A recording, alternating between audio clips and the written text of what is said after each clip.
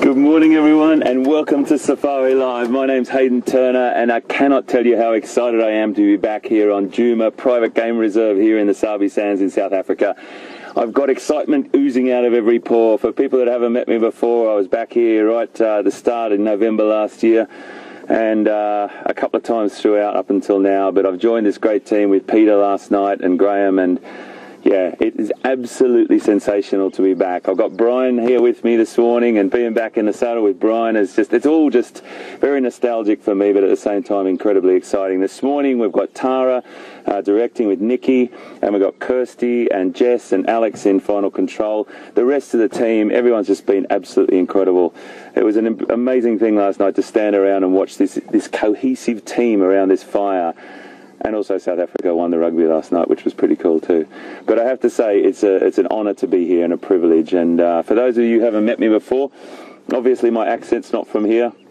I feel like I was born in the wrong country. My heart lies on this continent, and there's no doubt about it. I love Australia. I was born there. I'll tell you a little bit about my story on the way through. I won't bore you with that too much now, but it's just a beautiful thing to be back here. This morning, 26 degrees, 79 Fahrenheit. It's just absolutely beautiful. Bryan, how lovely, mate. It's peace, it's the tranquility, it's everything. And for me to be back here on this incredible this project, folks, I just have to share with you, and I know many of you know this, and some of you, if it's your first safari this morning with us, welcome. This is an incredibly unique experience to be able to interact with us live. We've got an earpiece in here. We can get your questions. You can tweet us at hashtag Safari Live, or you can email us questions@wildearth.tv, and it's just a great way to interact with us, so we can answer your questions and talk to you. This is the biggest safari vehicle in the world, and as I said, a great honour to be involved. And thank you, Safari on Twitter, for welcoming us back this morning. It's a great thing to feel that from everyone out there. So, just as I drove up on the quarantine here, which is a favourite area of mine, we've seen many a thing up here. There's a tree over here I'm going to talk to you a little bit about later on, but I've just spotted out of the corner of my eye one of my favourite creatures. So, Bryan, I think we're going to go over and have a look at one of my favourite creatures. Oh, this is just so fantastic. Everyone that's been with Safari Live for such a long time, thank you. We wouldn't be here without you. That was the noise that Scotty told me about. And the team, Scott and Brent and Jamie and Steph and everyone involved. There's this incredible, magical team happening. And what an honour. We've just got some wonderful, wonderful creatures up here.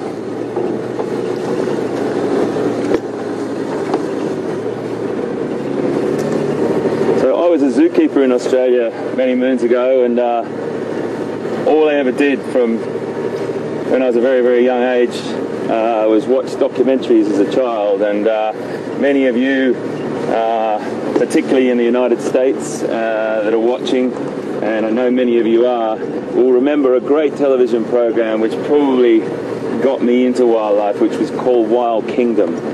And there was a guy on there called Marlin Perkins, and I wanted to be Marlin Perkins, safari suit and all. That's all I wanted to do. And that was sort of unlocked or flicked the switch for me, that show.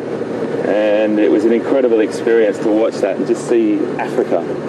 And I became a zookeeper, and I was a zookeeper looking after African mammals for about 10 years in Sydney's Taronga Zoo. And then I'll tell you a few of the steps as they unfolded after that, but I was very, very fortunate to have a chance meeting with some executives from National Geographic, and the rest is history. But I'll tell you those little stories along the way. I'm just a very, very lucky boy to be here. And right up here, folks, is an animal that I cared for many years. I'm just going to try and find a little access road to through there. Bryan's got a little elevator position. Oh, there we go. Beautiful. Right next to the road. we'll just go up nice and slowly. The great thing about, I always call Brian and Wium and Andrew and Jeandré, who is another amazing guy, the eyes in the sky, because they're a little bit more elevated than us down here. But look at this. Good morning, my friend. That is a lovely, lovely way to start the day. Beautiful. One of my favourite creatures on the planet, folks. And I'm sure many of you watching the same. Browsing their way across this little vegetation line here. This morning and over the drives of the coming days, we've got some very exciting things going on. Lots of little surprises along the way, but you're going to have to help me. You're going to have to help me remember the roads, particularly also some of the creatures and some of the cats when I meet them. You've been watching Safari Live for a long time, and I really rely on your knowledge out there, so I really appreciate it if you can help me with IDing cats and individuals. It's so helpful to have you on board. I'm just going to move up a little bit. They're browsing very, very calmly, and this is one of the things about watching wildlife.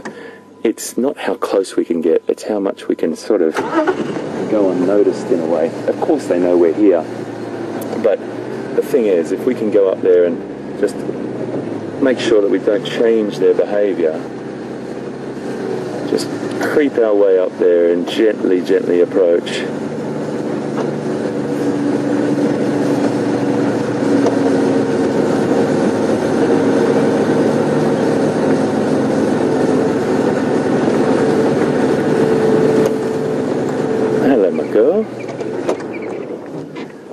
She's just behind this vegetation here, but I don't want to go any closer because she's just having a really lovely feed on that. And I know everyone's seen giraffe before, but you know, I'm going to tell you a little bit about giraffe. Not only do I think that they're one of the most magnificent African mammals, but there's not a lot known about giraffe. You know, there's been studies gone on for a very, very long time on elephant and many of the big cats, and giraffe, there's not a lot of... There's a lovely bull over here just coming across. I'll tell you when... Sorry, Brian, he's probably going to come over and have a little sniff of this female here. You are beautiful, my boy. Isn't he a stunning looking creature? He's probably going to go down and just smell the tail end there, and what he's doing there is just checking to see if she's in season, just getting a little marker from her. He may, I don't know if he's going to pull his top lip back, but if she was urinating he might, but at the moment he's just checking out, hanging out, trailing these females. Loose family groups, very, very sort of unknown structure in giraffes. A lot of people have got their theories, but as I said, there's not a lot of known. There's not a lot of long studies done on giraffe. Now, it's an interesting thing on the IUCN red elephants are on the...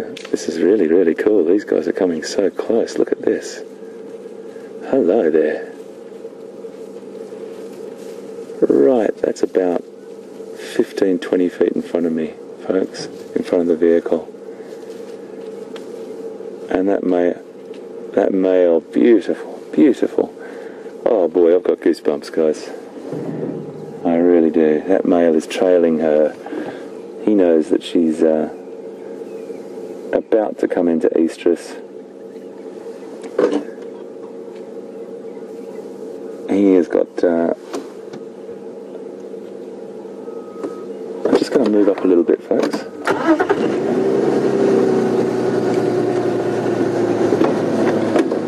Just wait for this female to go past as well, because I don't want to cut her off and make her feel vulnerable.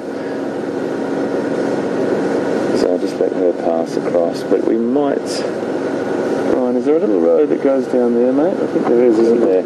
I'm just going to reverse, folks, and see if we can go and just hang out with these guys a little bit more, if that's okay. Very, very relaxed. And he certainly isn't concerned about us. He's only got one thing on his mind. So yeah, just going back to that, the studies of about giraffe, very, very limited amount of information compared to elephant or a lot of the cats.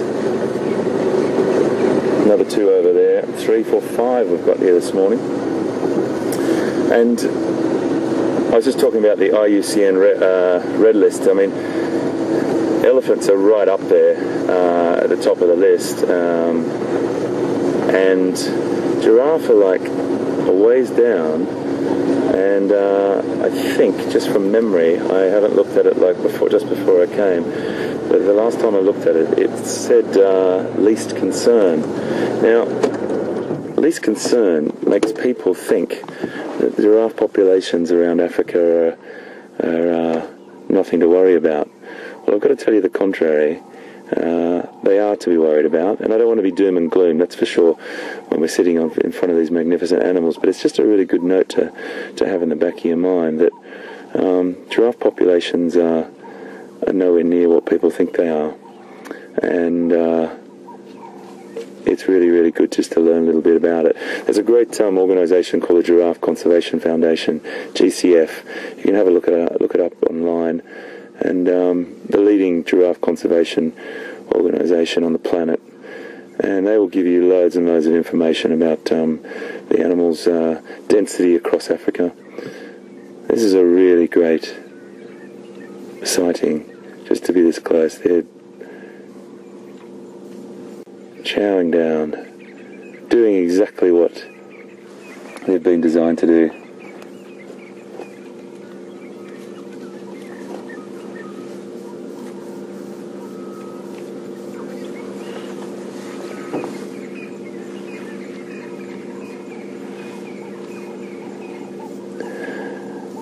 So if we want to go back in time a little bit, about 30 to 50 million years ago, there was the forefather of the 2 giraffeids that are left on the planet, which are the okapi in Central Africa, the relative of the giraffe, or the cousin of the giraffe. There was a creature called a I think it's Heliditherium it was called, and whatever that word means, it's just to know the name of it, really. But it was the forefather. It was about a 3 metre, about 10 feet ancestor of the giraffe, antelope-like creature that used to be right across Europe and Asia. And I think there's about 7 different sort of relatives of that over those millions of years up to today. And we're left with the okapi and the giraffe, the only 2 mammals that are born with horns. And many of these facts you probably already know, and it's just great to sort of see the unique creatures that we'll know a little bit about this unique animal, the only mammal born with horns. Skin-covered horns flatten inwards to their skull when they're born and stand up and fuse to their skull. They're floating, actually, and I had the great privilege of hand-rearing a giraffe when I was a zookeeper, and what an experience that was.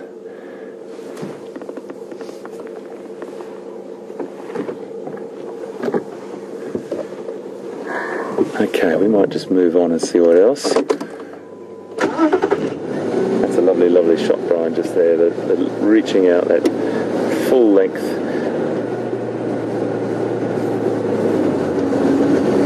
of their neck. Just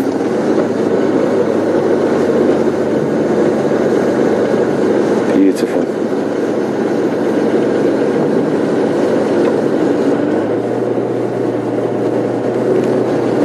Well, I think these guys are probably going to be around for a bit.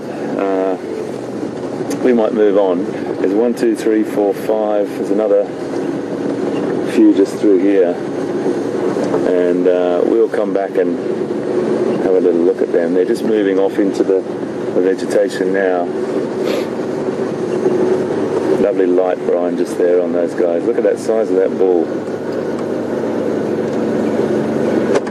He's a little ways off, but he's a bull in perfect condition there.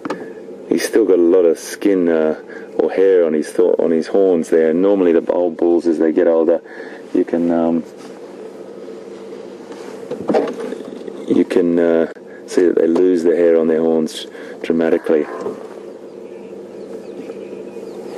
Okay, folks, well, I think what we'll do is we'll just tootle along here. I've got to get to know the roads again a little bit as well, so I need your help on that. If I get stuck, I can't quite remember where I am. I need your help. It's so good to be back here. Thank you very, very much for all the support, everyone on Facebook and Twitter, and all the messages that we've got welcoming us back into this incredible team of people. A great privilege. But what I think we should do is go over and have a bit of a talk to Mr. Pretorius. Pieter Pretorius will be coming to you very, very shortly. We're going to drive on.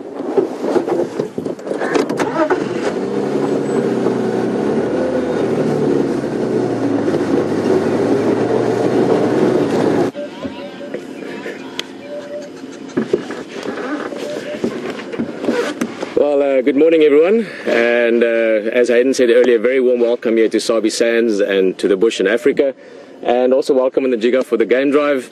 That's the name of this Land Rover I'm in. And firstly, I just want to say it's great to be here. We're working through a few of the comms issues and things like that. More just me getting used to pressing the right buttons and listening to the right ear. But as always, it's just a massive pleasure and a massive privilege to be here. So thank you for making it possible for all of us and for myself to be here. Looking forward to a beautiful day. As you can see, the sun is rising fast. We've actually been sitting here with Wium on camera. Wium, always nice to be on the vehicle with you. And of course, all the ladies back in control. Alex as well, Tara, Nikki, everyone. So fantastic to be reunited with the team again. I think I should just take a few seconds and sort of settle into this. We arrived sort of at sunset last night with Graham as well. Hayden, of course, fantastic to be on drive with him again. And just catching up with the crew and catching up with everything going on here. Of course, it's quite dry, so we should have fantastic game viewing over the next few days and weeks. And I'm just excited to be here. For all of you that's been with us maybe for years and many hours of game drives, always nice to have friends in the vehicle. For all of you that's maybe new, maybe it's one of your first game drives, welcome. It's going to be a blast. This is as live as it gets. You can't get it any more alive and wild than this. So looking forward to seeing what we're going to find. Speaking of which, Sammy and Tommy, and I'm sure a few other people as well, picked up last night around 4 o'clock our time, African time. It's actually an interesting statement, African time. I mean, there's a whole thing about, you know, who owns the watch and who has the time. But Central African time, 4 o'clock this morning, they heard a leopard calling somewhere in this area, or sawing, that sound that leopards make. It sounds a bit like this. Like that, just more like a leopard. So we're hoping to find leopard. I believe Steph and Scott and Brent and everyone's been telling us that Karula has been around a bit. So I'm really, as always, crossing my fingers, hoping to see Karula. It's my favorite leopard. Again, if you may be new to this experience, this is a game drive, as any game drive would be on safari. You can find anything. We can drive for the next 3 hours and see nothing. Well, that's not really true. You never see nothing. I've done thousands and thousands of hours of game drives, and I've never seen nothing. So you always find something. But you could find a leopard right now. We could be sitting here and Karula could pop out there, or a my leopard could come past, or lions or anything. So we're going to look around. But I would absolutely love to find Karula. And as I mentioned, if it's new for you, Karula is the queen of Djuma. She's been called many a time. She's the female leopard that traditionally always had cubs in this area. And there's speculation and hope and belief that there might be a small cub in the area somewhere. So that's something to look forward to. Otherwise, I'm going to stop talking a little bit. Let's drive around, let's look around, let's see what we can find. Here the game drive's just getting active there as well. Texan, head ranger of Djuma, old friend as well. Those other game drives are also out. So I'm just listening there. That's to the north. The other game drives, just like us, they're driving around, looking Luckily I learned to speak English recently, so I should be able to work through this with you. They'll be driving around as well, just as we are, and they'll be looking for everything and anything. So there's other eyes and ears out there as well. Hayden, myself, of course Scott and Brent, Steph, all the guys with great trackers, great experience, they're looking around. And then the other game drives from the other lodges, Voitela, Gallagher and so on. Everyone looking around, working with experienced trackers, and the more eyes, the more ears, the more our chances are of finding game. So that's the name of the game on safari.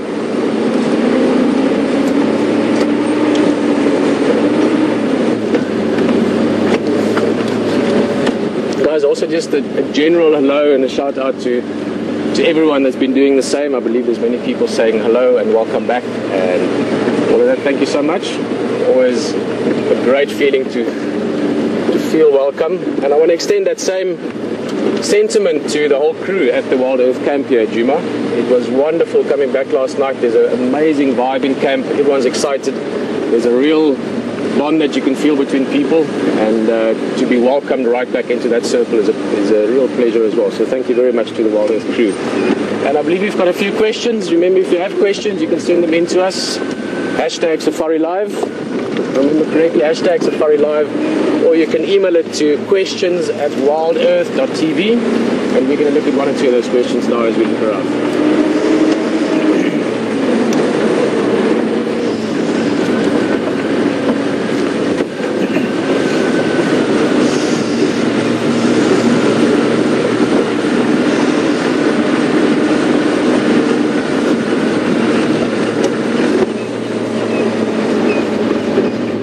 This is a familiar spot, if not always as dry as it is now. This is Pieter Dam or Gowrie Dam, and it's really down to the last sort of, it's not even a puddle of mud now, it's just a little damp spot of mud.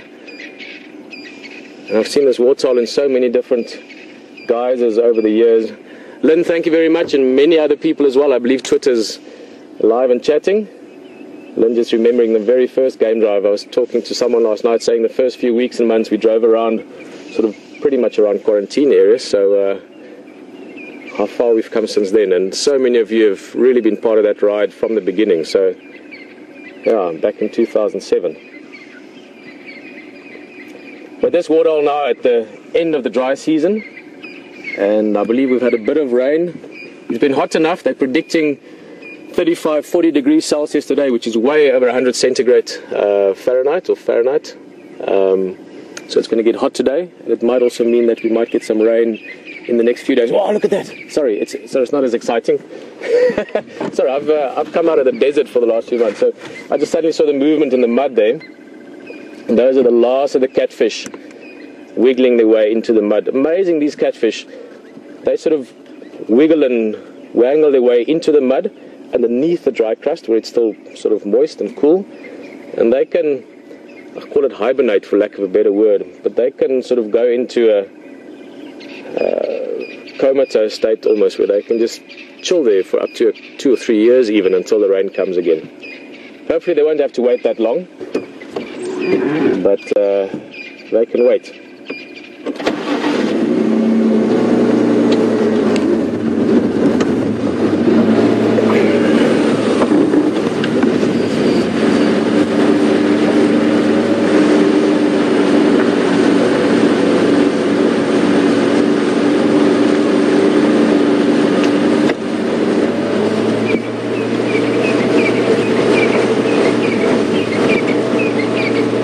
James, all the way from Kansas City, Missouri. So I'm just really looking around carefully. If we're going to find, well, anything really, but especially the cats, and leopard is what we're looking for now, since you guys heard it calling last night around 4 o'clock. This is the time to do so. Early morning, it's still nice and cool, the sun's low, there's still shadows everywhere to be sort of camouflaged in, and we just have to make sure we don't miss them. Luckily, Wium, as I said on camera, he's got some of the best eyes in the business. Wium is actually a tracker and spotter who cameras as well. Wium, you're going to find us a leopard this morning. But James, you're just asking Namibia, where I'm from, whether it is experiencing a drought and early summer as well. Well, firstly, James, I presume you know where Namibia is, but for those of you that don't, Namibia is the next country to the north of South Africa on the west coast. It used to be called Southwest Africa, so on the southern or bottom left part of Africa. And it is a desert country. The Namib Desert, after which the country is named, is the oldest desert in the world. I live in that desert at the moment. There's some hyena tracks. So where I live in that sort of let's call it the south and western parts of Namibia is desert anyway. It's got some of the lowest rainfall numbers in the world, meaning it rains once every few years, a few drops. So there it's always dry. But the rest of the country, Namibia, is actually experiencing a drought as well, James. It's hot already. The northern part up towards Etosha National Park was 38, 39 degrees when I left when was the day before yesterday. So yeah, similar conditions to here. think just we're sometimes more geared for it, and I mean we, the people, but also the wildlife of the country, because it is more drought prone. It is, even the rest of the country is semi-desert, except the very northern parts, up towards the Okavango Delta, Botswana, Zimbabwe, Big Falls, that side of Namibia, it's obviously higher rainfall, but hot and dry there as well.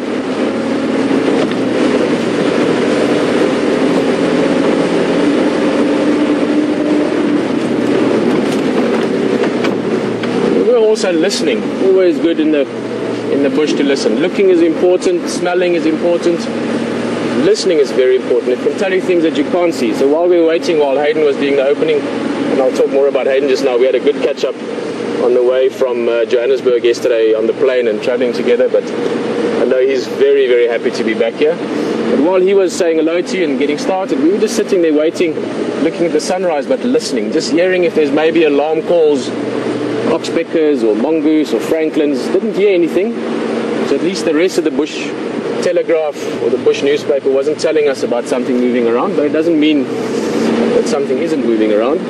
So we're going to keep looking. We'll talk through a few more questions again and see what happens.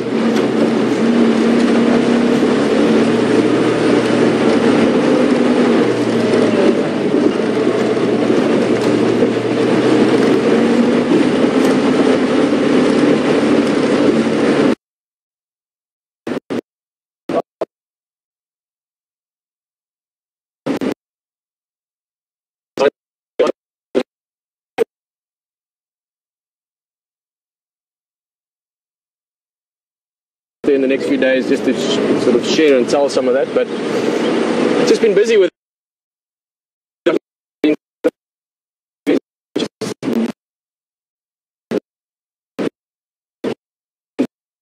when you're out there, so I enjoy that. It's the leopard and the lion, but beautiful land. Known her from before, and we will see her again in future. My amazing wife. Working quite hard together, but also we extremely blessed and lucky to have two.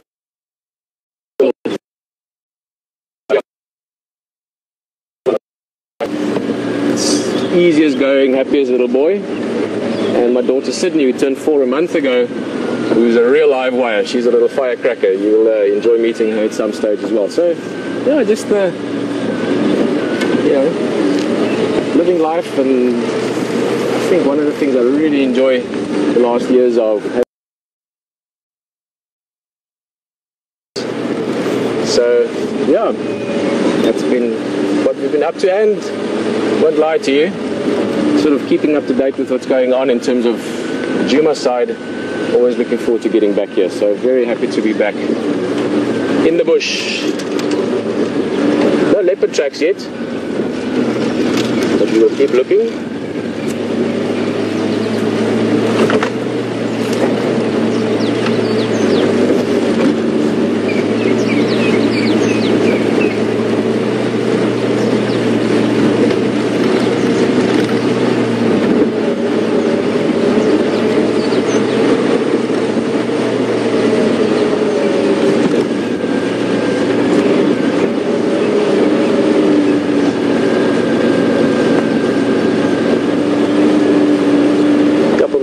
Tracks here.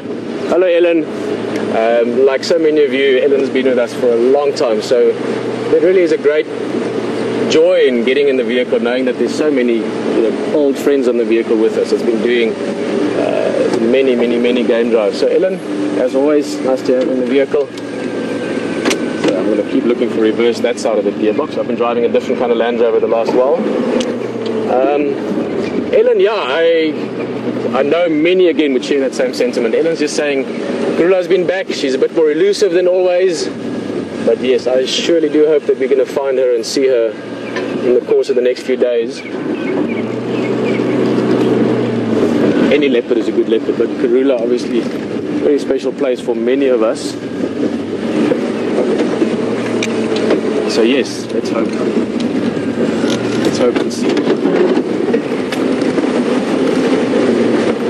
Might also get a bit of rain while we're here in the next week or so. It stays this hot. It should be awesome because you get that sort of burst of life after the rain. Oh, let's see if this... birds are always tricky because they fly. But let's see if this one sticks around. They're quite shy birds, which is, there it goes. So we'll try it, Wium. A bit far, but this is really one of my favorite birds anywhere. And one of those birds that always makes me nostalgic or makes me think of the low veld. It's called the emerald spotted dove. A little bit far away now, but if you look on the wings, sort of a little bit sort of below halfway down from the shoulder, it's got two beautiful spots there. When the light catches it, listen, listen.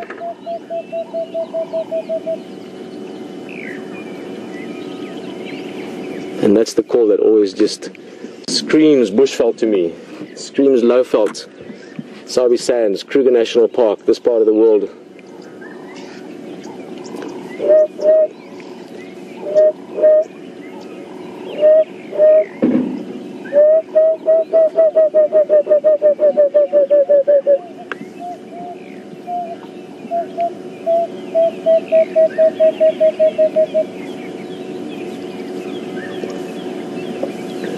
And this time of the day is such a beautiful part in the bush. Everything's waking up from the night. The nocturnal animals are still settling down for the day, so you have this overlap or crepuscular time when almost everything can and possibly are active. And just all the sounds and the smells and everything is just a little bit heightened. Your own senses pick up a bit as well, because you can feel that this is the equivalent of 8 o'clock or 9 o'clock in the big city. You know, everything's gearing up or gearing down.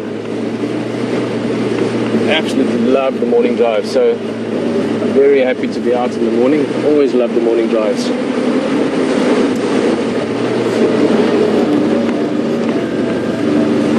Just the open area in front of... We've always, and I'm going to go off on a small tangent now, but this is a warthog in front of Gallagher Camp, and we've always said Gallagher Camp. And Gallagher refers to the bush baby. And the other day I was listening to Life Story, which is this new BBC series, which is incredible, all their Planet Earth stuff basically, and amazing stories, and narrated by possibly the best wildlife narrator of all time, Sir David Attenborough. And he was saying Galago. They were talking about Galago, so one was being eaten by something. And I'm sure he wouldn't pronounce that wrong. I just thought, it's so beautiful, Galago. So I might have to start talking about Galago Camp.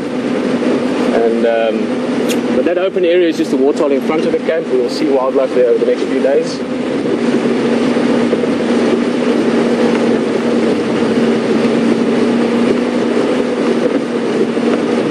And yeah. Well, I must say, great to be back in the seat. Great to sort of break the ice.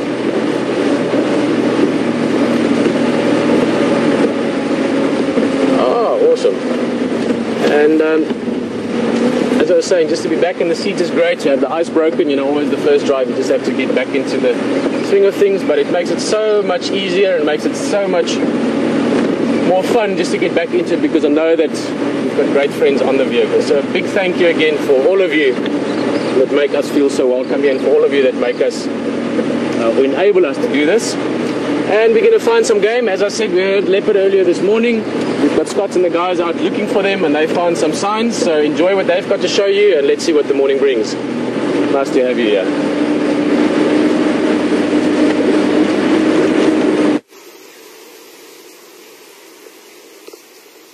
Well, good morning everyone, and welcome to the bushwalk. We've got some very, very exciting news, and we're not going to keep you too long. So take a closer look here. If you look in this area where I'm circling here, you will see the back pad and the 1, 2, 3, 4 toes of a big male leopard. Then right over here, not far away at all, there's a much smaller track. Again, the back lobe, the 1, 2, 3, 4 toes of a female. And these two leopards were walking together side by side. Well, actually, the female at this stage was in front of the male. I can see that because some of his tracks are on top of hers, heading down this road towards Buffelshoek Dam.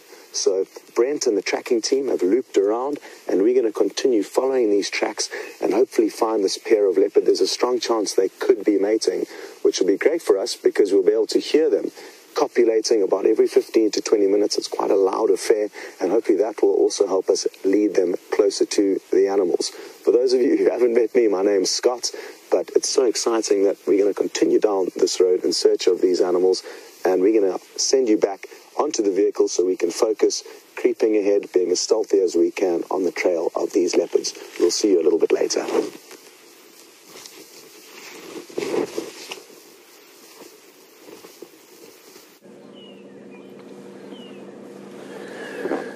Well, one of my favourite spots we've just come down off, a place called Impala Plains, and it's always a great favourite spot of Bryan and mine. We used to sit there in the afternoons and watch the sunset, and it was fantastic. And just came around the corner here, and two young male elephants just browsing away in this beautiful morning light. It's a really, really great thing. This light is just so perfect, and these boys were just... I'm just going to reposition the vehicle for Bryan a little bit here. Sorry, my friends, it's okay.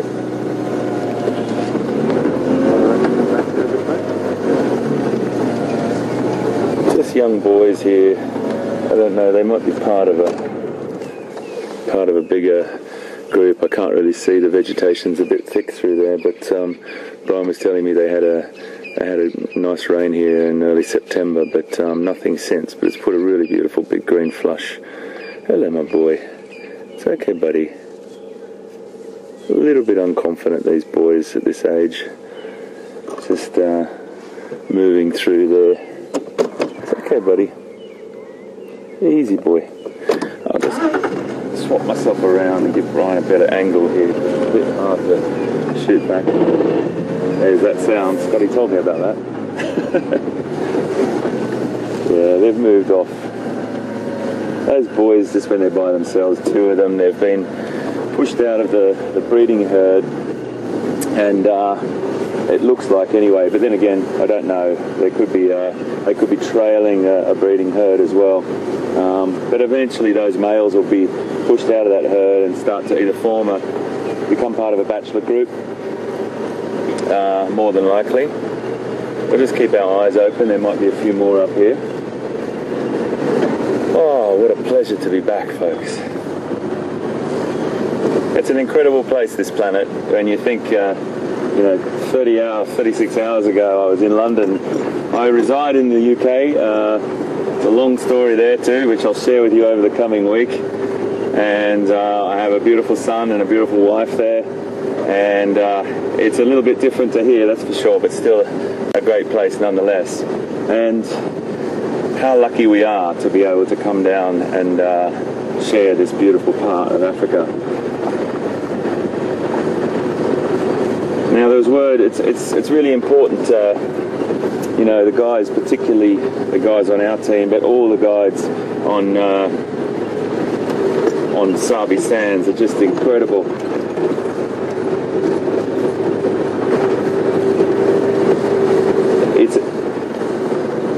It's a really lovely thing to be able to just glean information from these incredible guides, and I learn something constantly, and it's just a really lovely thing to hear their feet on the ground and know what they know. And last night I think Steph was telling us that they saw wild dog tracks up here, and folks, I have to share some of my favourites with you.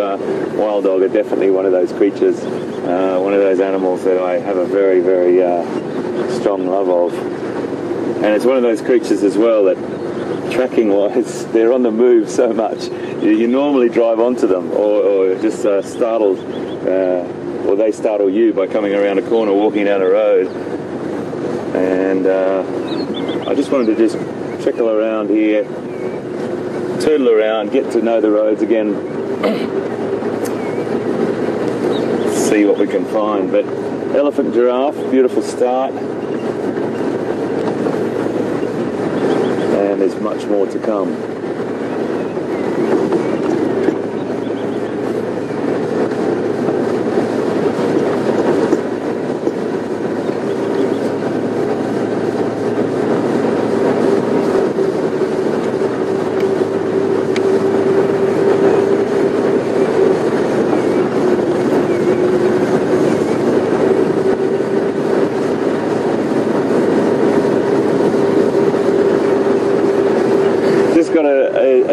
message through from Georgianne in Illinois.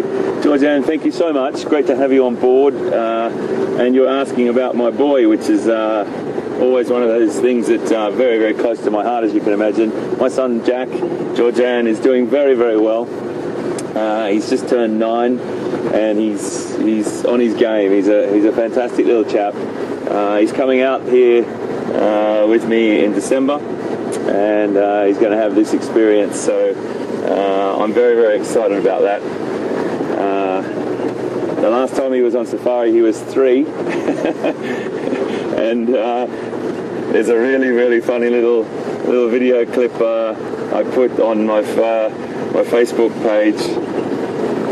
If you want to go and have a look, of him seeing his first couple of animals in a waterhole in Etosha, and I ask him, what can you see, mate, what can you see?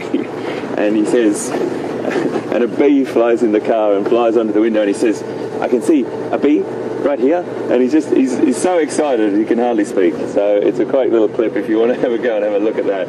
But he's grown a lot since then. From 6 years it's been since he's been in Africa proper. So I'm really looking forward to getting him down here at the end of Big Cat Week and having a little safari with my wife and my son. But thank you very much, Georgianne, and great to have you on board.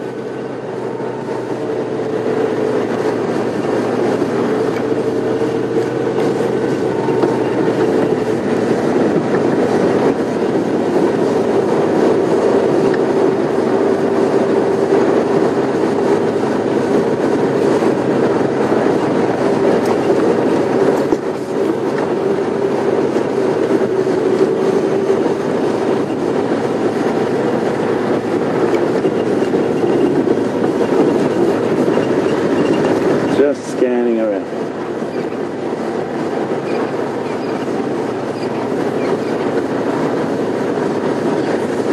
So we've got a couple of questions about, there's a funny little story here, folks, that I'd like to just share with you. I'll just stop for a second, and Brian knows this story very well. Many of you have probably know it as well.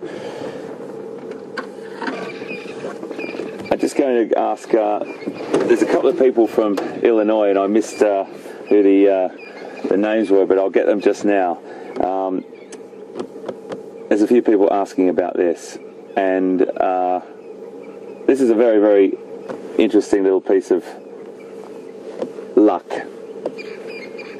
So Linda and Peggy from Illinois, I do apologise, the vehicle, I couldn't hear your question, but this little lucky quill here is something that Brian and I and Wium and Pete found many moons back, and about a year ago nearly to this day, Brian, hey? Yeah. And I've carried it and carried it and carried it, and it's just a little bit of fun. But one of the things is, the big cat week that we had last year, this quill started to gain status from the luck that we had with, I remember it vividly, Konuma walking right into shot of our first broadcast on Big Cat Week and sat in the tree behind us as we went to the fireside chat. So ever since, this lucky quill has travelled with me, and I bring it every time. Mr. Pretorius and Wium. Fantastic. So that's the lucky quill story, and we still carry it. Hello, my friend. Dr. Livingston, I presume. How are you? Wium, how are you, mate? Great, great, great. We just found another lucky quill. Well, no, I brought it with me. Same one. Same one. Very good. So I just telling give it a rub. Give it a rub, big fella. Here we go. So you never know what luck that'll bring us, folks, but how wonderful it is to be back, mate, hey? Oh, it's amazing, huh? We just took a few minutes while you were opening, sitting in front there, literally watching the sunrise and the birds calling, and yeah, I mean, as everyone knows, it's awesome to be back. So. Oh, it's just beautiful, mate. Just beautiful. And we saw giraffe. We've got some young yellies just down here. Okay, cool. You were on some tracks of leopard. Scott and him had some leopard track, so I've just sort of been up that side a bit and looking around and seeing what pops up. Just enjoying the morning, enjoying the last bit of cool. I can feel it. You certainly. By the second getting warmer. So. Yeah. So when we started, it was 29 and I think 78, Brian, or something like that. 29 degrees Celsius, about 78 Fahrenheit, and you can feel that climbing right now. Yeah, it's going to get nice. 26.79. That's right. Sorry. Yeah, it's the temperature rises, and the guys are warning us. It's supposed to be, what was it, Brian? 44 degrees Celsius today. Lovely. 104 Fahrenheit. 104 Fahrenheit, folks. Yeah, we're going to be feeling that, mate, that's for sure. Yeah, and I see Brian's still got his jacket on. That's a good sign that it's still cool at the moment. Awesome. Well, I'm All going right. to go We'll see you. Yeah, Good luck. sure. Good luck. It's great to be back, isn't it? Fantastic stuff. All right. See what's around the next corner, big man. Take care. You guys know.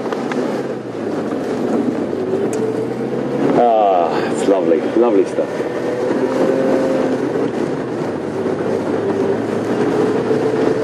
So yes, that was a lucky quill story, folks.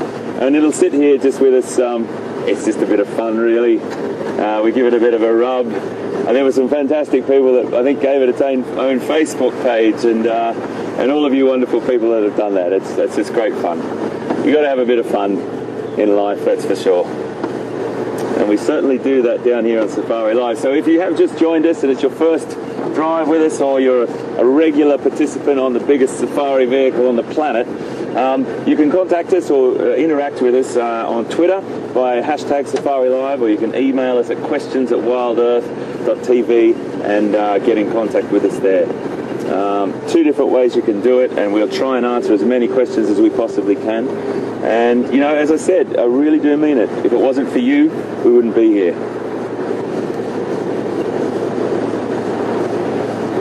We're going to try and find it happening again, but just while we were on with Peter or Scott, we had some Impala doing this wonderful high jumping that they do, and Brian and I had a great encounter up there on Impala Plains many moons ago with these Impala lambs doing it, and some of the young sub-adults were just doing it then. If we see it again, we'll point it out. It's such a beautiful display to watch.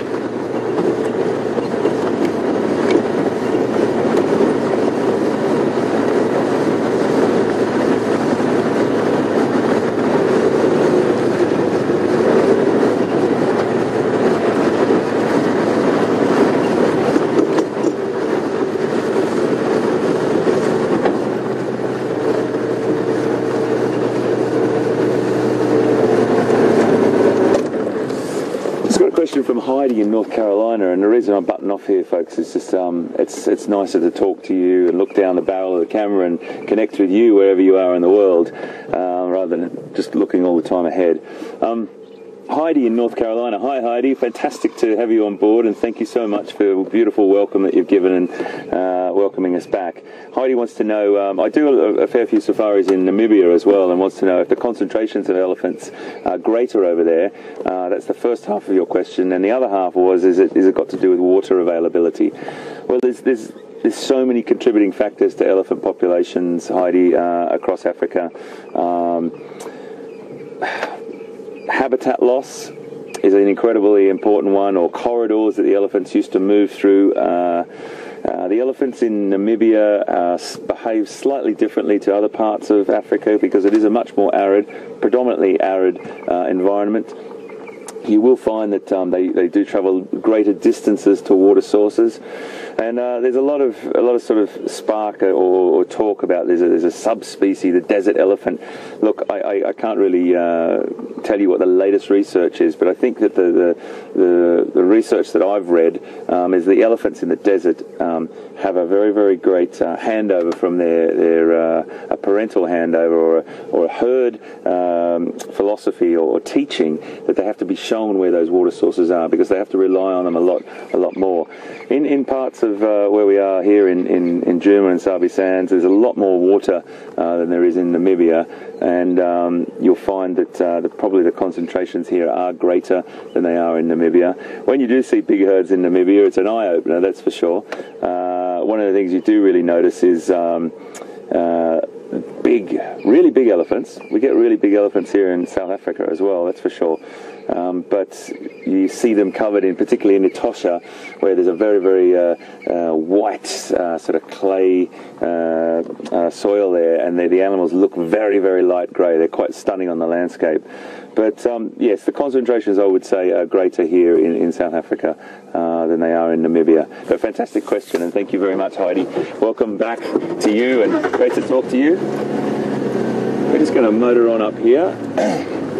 Sandy patch, this area is going to be probably teeming in the next couple of months with young Impala, which in turn brings a lot of predators. We see it's a great area for, there's a nice smell there.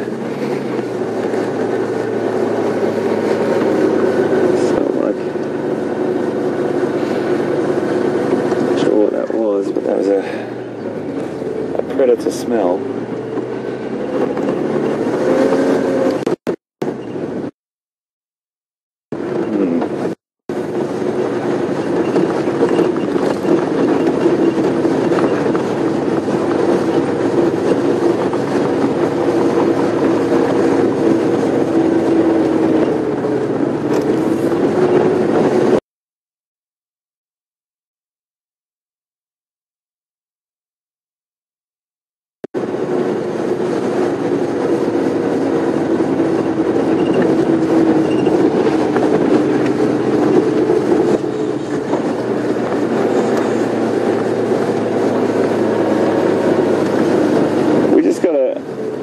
I'm just driving around here and I'm hearing some of those quintessential African bird sounds in the morning. Some squirrels and a few alarm calls just back there.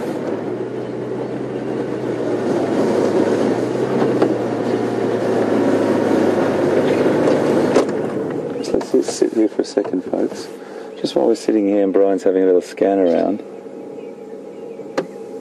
Just smell to sort of an odd smell back there. Real sort of, I don't know whether it was feces or just what, but predator-like smell. Anyway, we'll just have a little scan around here. Just got a message. I think it was from James and Mike, and it was about a bird list that we started back in November. And I was sort of suggesting to people to start a bird list. It's a great thing. You know, people who don't know me, I probably should share this with you now. I love my gadgets. I love my sort of tablets and different apps you can get on these, and I use different apps on all these different things, which we'll probably have a talk about later on a bit more. But instead of carrying loads of books, and please don't ever think that I don't love books, but sometimes when you're travelling abroad all the time, you've got a stack of books this high, it can be a bit tricky. So you can get a lot of books that are in electronic forms, e-books, particularly a wonderful couple of different bird guides, and it allows you to create a list. And we started talking about it last November, and you know, I think I probably had about 30 or 40 on it by the time we finished Big Cat Week last December. And I think it's James and Mike have just contacted us and said since then they started that, they've amassed 217 different species through all these wonderful guides and all these wonderful sightings. So hats off to you guys, because birds are incredibly important, just as important as all the other creatures we have here, and you see them a lot. And I have to get my head around some of the species as well again. I do have to level with you. 1 minute or 1 week I can be over in Malaysia, and the next week I'm teaching in England with bird species in England. And as you get older, your memory starts to not be as functional as it used to be. So if I do stop and look at a bird and I can't quite remember the name of the species, please help me, and we'll work through it together. But I do have a bit of a giggle with that sometimes, because it is, you know, I'm working in lots of different countries, and it's just a matter of, it's a bit like a language, and if you don't use it, you lose it, and it's a great thing just to get familiar again. It's the calls as well, and you know, Brent and James and Steph and Scott and Jamie as well. You know, all of the guides that we've got here are so incredible on their knowledge, and I learn from them constantly. It's really great to. So I knew Scott last time, and I knew Steph, and I've just met James. I had a great night out in London with James recently, which was just fantastic. I love this planet. I love this world, and meet each other outside of our different.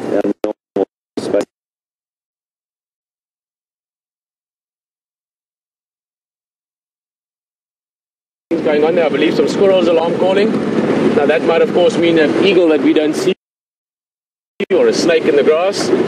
But in Sabi Sands, especially where we are, there's always the possibility of a leopard when anything's alarm calling. They're going to keep looking, signal breaking up a little bit.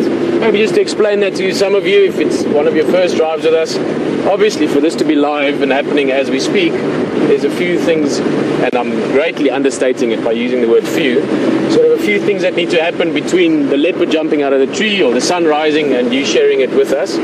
So there are some breakups and little signal losses sometimes, but that's all part of the experience. We're on one of the big roads, as you can see, heading, as you can probably see as well, straight into the sun, straight east. We're making our way up towards Buffelshoek Dam, the area that Scott and Brent and Stefan were in earlier.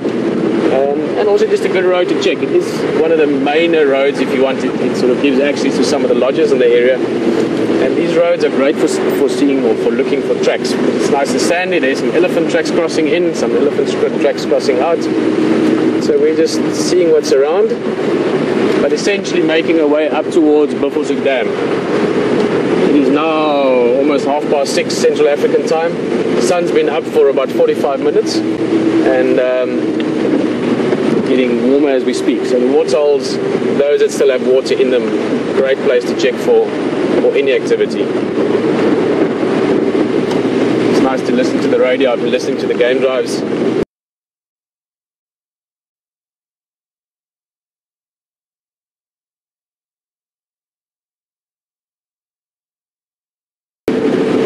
Beautiful green flush. Just look into a bit of backlight from the sun, you can see it beautifully, but even though it hasn't rained that much, keep in mind most trees actually respond to the length of the day. So look at these ones, beautiful green, with early spring or early summer flush. Now again, for those of you that know me well, I've never been a guy that learns all the Latin names and all the sort of scientific aspects of things, but the first tree that I ever learned the Latin name of was this tree, which is called a red bush willow. Let me show you. I find Latin names or scientific names interesting, firstly if I can remember them, which is one of the things, but if they explain something quite obvious. Now if you get closer to this VM, I'll try and hold it as still as possible. This is called a red bush willow, or a combretum is the family. Now combretums, we get many different kinds of. They all have these winged fruits, which we'll see later in summer. But this specific one, if you look right at the tip of the leaf, let me pick this one as maybe better view. You see right there at the very tip of the leaf, or at the apex of the leaf, it makes a little pointy bit that points up. You see that little right there. Now this is called a combretum, as I said, the family name. Combretum apiculatum, because the apex apiculatum is quite specific. And this means that even though it's not raining yet, there's a lot of new food available, especially to your browsers. So you'll start seeing elephant eating a lot of leaves and twigs, kudu, giraffe, all your animals that eat leaves, your browsers. That's a good sign for them. For the grass, you need rain. So the grazers, things like zebra and buffalo, they will be hoping for more rain, because that affects their food directly. But otherwise, really starting to look like summer around us. Beautiful time of the year.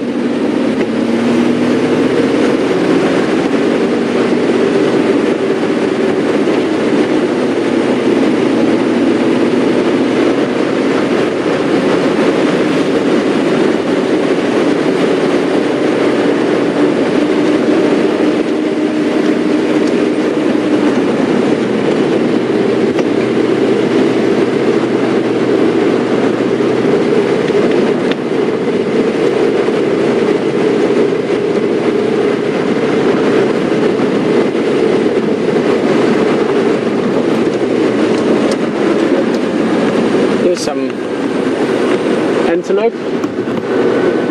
For those of you from North America, USA, Canada and so on, you might be familiar with white-tailed deer. These would be sort of the ecological equivalent, if you want, of white-tailed deer in certain parts of Africa. If you go to the more desert areas, you find springbuck, but the sort of more savanna and bushveld like we have here, you get Impala, which is one of the most numerous antelope species. Well, not one of, they are by far the most numerous antelope species out there. Medium size, this is a nice big male. We see, where are we now? It's October, so it's a few months ago that it was the rut, so they've passed the rutting season now, so you'll find them in bachelor groups. In good condition. Also, one of the reasons why they are so numerous is they're in that sort of niche where they can utilize various aspects of their surroundings. So what I mean with that is giraffe have to eat leaves. So giraffe would struggle if there's no trees or no leaves, and zebra have to eat grass. So if there's no grass, then zebra would struggle. Impala, they've adapted to be mixed feeders, so they can eat grass, twigs, leaves, anything really, just depending on what's going at the time, what's at the top of the menu for them. So they've adapted greatly to sort of varying circumstances or varying conditions around them. They're also what's generally referred to as a buffer species. Pretty much is meaning that because there's so many of them, again, they get preyed on as well by many things. So they're in the size where leopard can hunt them, cheetah, wild dog, lion. So in a way, by being so many, they also take the pressure, if you want, off some of the other species in terms of being prey.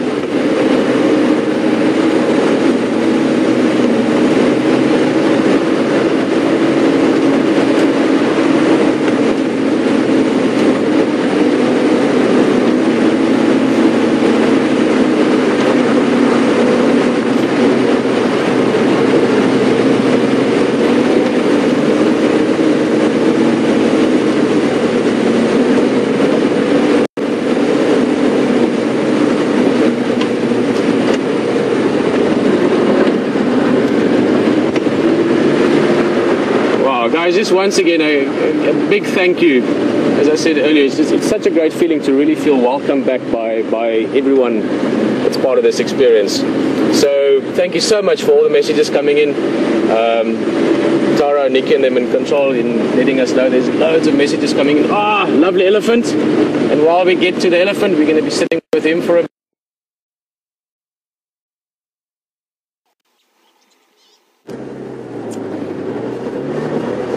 So I went into a little bit of a dodgy signal area before there, and I'm just getting to know those. There's always those little gremlins around, folks, where there's places where our signal's not fantastic. But you know what?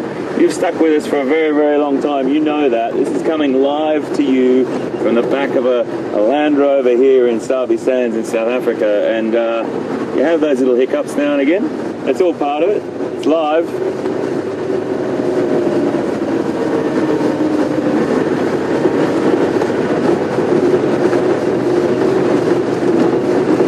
So I'm just going to head down to Buffelshoek Dam now. I haven't been there for a while, and it's one of the only places that's got a bit of water on at the moment.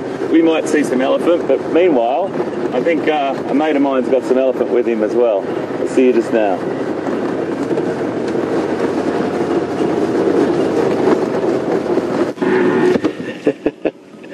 Guys, well, some lovely elephant. Looks like two bulls here. We're going to sit with them for a little bit. It's quite thick bush, so we'll see how good the visual is. But just before we broke up there, Lisa and Selby, as I was saying, great to have you guys on the drive. So many of you that have been growing with us over the years in this experience and have really formed a part of the family.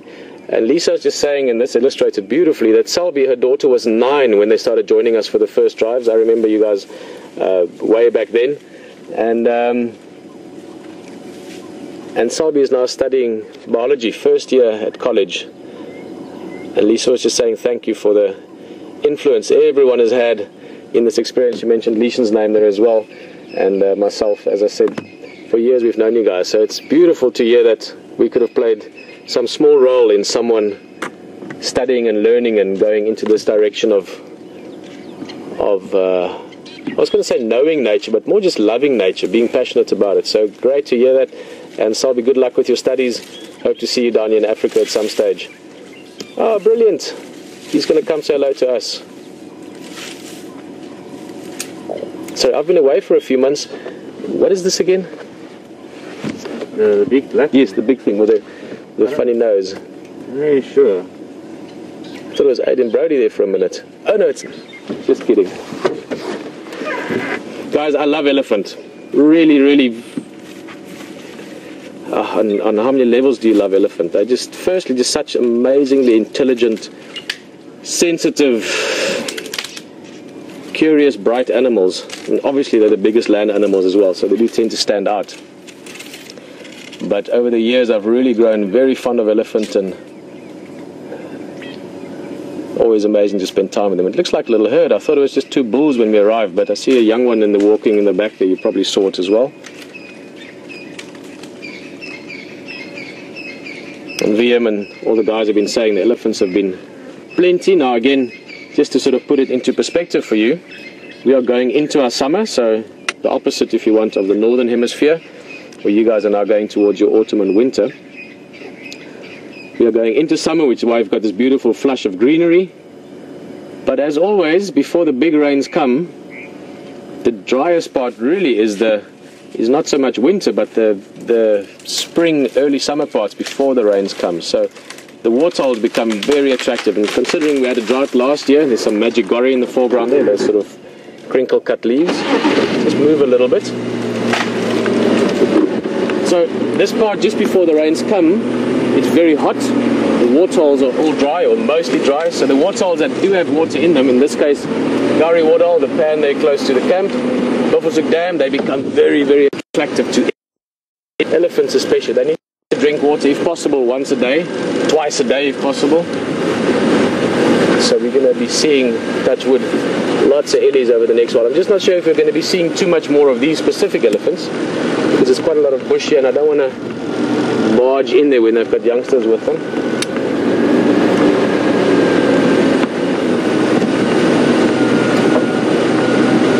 So I don't want to hammer on about it, but that message is now from Lisa regarding Shelby that's now studying biology. That's really cool. Thank you for letting us know that firstly, and yeah, it's just awesome. It really is.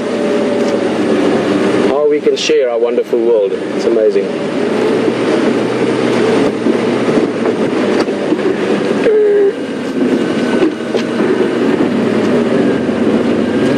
One of the most amazing predators. That's one of the smallest predators out here, and I'm talking in the mammal world. Obviously there's lots of smaller ones in the insect world. I just saw some dwarf mongoose there in the distance. We're just going to see if we can see some more of them.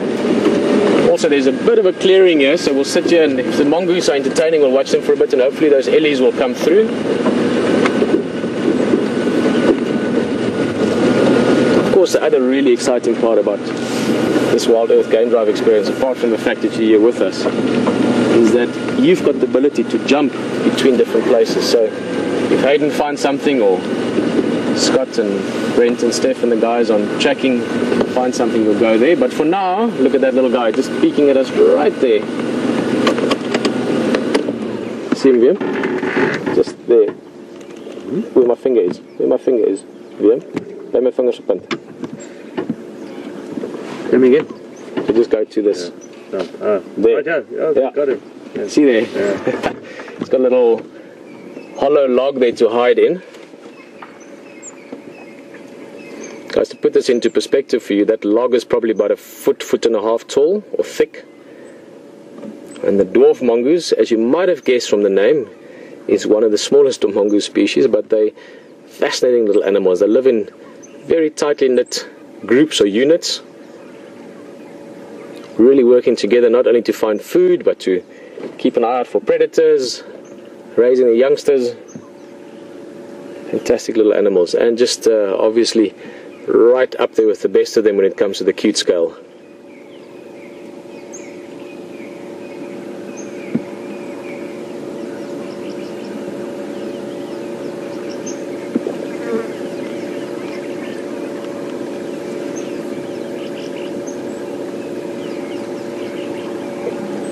Here's another one coming in.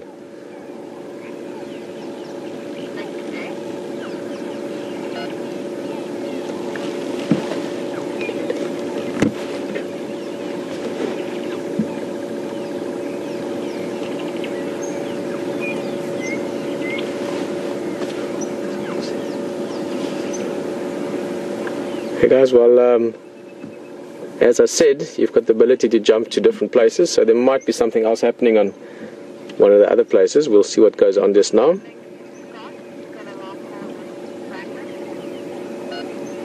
Awesome. Just hearing that Scott's got something there. Now, just coming back to these mongoose very quickly, is they help each other look around. So one mongoose is checking for eagles or snakes while the others run around, and if they find something, they shout. They go, hey, there's something here. And Scott has got some francolins, birds that operate in a similar way, busy calling at the moment. So let's see what they've got, and we'll see you back this side again a bit later.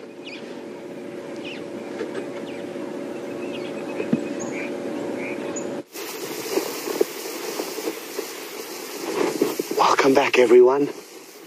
And things have been quite exciting here on the bushwalk.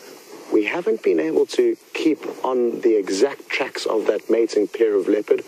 It seems like they could well have split up, so they maybe were not mating, they were just possibly spending some time together, but we've left Brent and the tracking team on the tracks of the male. It appears like he went and had a drink at Buffelshoek Waterhole. And we're still in the general area, and we've heard squirrels alarm calling and then franklin's alarm calling. The francolins may be having a dispute with one another, hard to tell, but the squirrel may have definitely seen a predator, so we just thought we'd call you into this area to see if we can find whatever is causing this unrest in the general area. Sadly, though, as you guys arrived, the francolin has stopped alarm calling. So it's not to say there isn't potentially still a threat here, threat to those francolin. So let's keep creeping ahead and see if we can find anything, but we just thought it would also be useful to give you an update on those leopard tracks. It's an incredibly difficult business following tracks of animals through the bush. I mean, even though we're walking through along a game trail here, it's not easy to see each and individual footprints of these animals as they go through. At least it isn't for myself.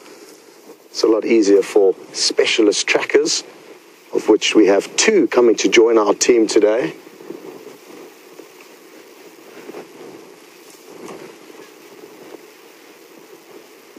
And to give you an idea of how difficult it is exactly to see tracks, I've just seen a hyena track here on the ground. So tell me if you can see anything in this area. Not easy, but there's 1, 2, 3, 4 toes in the back pad of a hyena. Not much to see there on these little pathways, but that kind of will give you an idea of how tricky it is. And this is one of the easier game trails that we are following in terms of seeing tracks.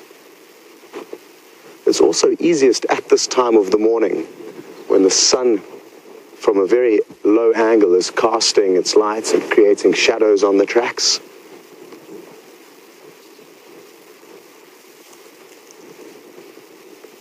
You may be wondering what this little sock is in my hand, and it's filled with ash. This will give you a good idea of how still the wind is today. Not much of a breeze at all, but if anything, it's blowing very gently into our faces, which is possibly a good thing and possibly a bad thing, depending on the area you're in and the potential animal that you could bump into. Sometimes it can be useful that animals smell you before they see you, and therefore they can expect your arrival. On the other hand, some animals would prefer to not expect your arrival and not know that you're there at all. So it does depend on the individual animal, but useful to definitely know which way the wind is blowing when on foot. We try and keep as quiet and as stealthy as possible. And because we had quite a hasty intro into the bushwalk this morning, I didn't let you know that Jeandré is the cameraman on the bushwalk. He's got a big backpack on his back with an antenna sticking up, probably about 4 meters, 3.5 meters off the ground. So he has to negotiate with that. The backpack itself weighs about 20 pounds.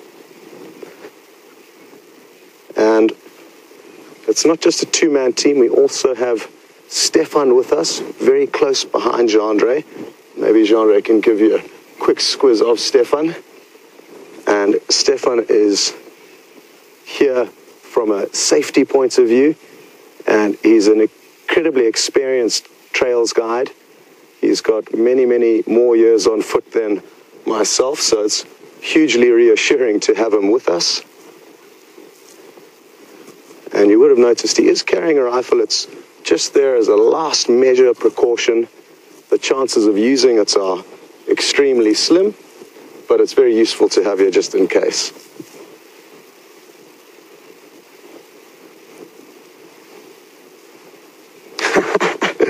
And we've just got a funny comment through from Kachino John saying, if we see any footprints of what looks like a Bigfoot or a Yeti, that would be Brent, so don't be confused. And you're exactly right, Kachino John, he's got monstrous feet.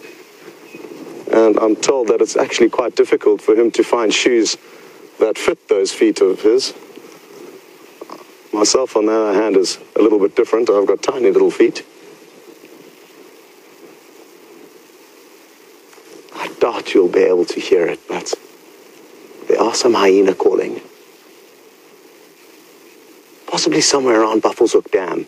And we're not far from there, so we're going to speed it up, get into that area, and see if we can find you these hyena. And while we do that, we're going to send you back to Pieter. It's been great having you on the bushwalk, and wish us luck. Hopefully we'll find you those leopards, either us or Brent, who's out on the tracking team. See you later.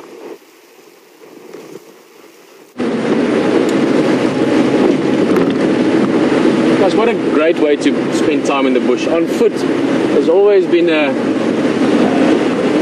how shall I put it? It really just wakes up your senses a little bit more. It makes you more in tune with things. It puts you more on the ground, literally, with everything around you. So I'm sure you enjoyed the sort of bit of behind the scenes, if you want, from Scott there as well, just explaining some of the things you carry around with you.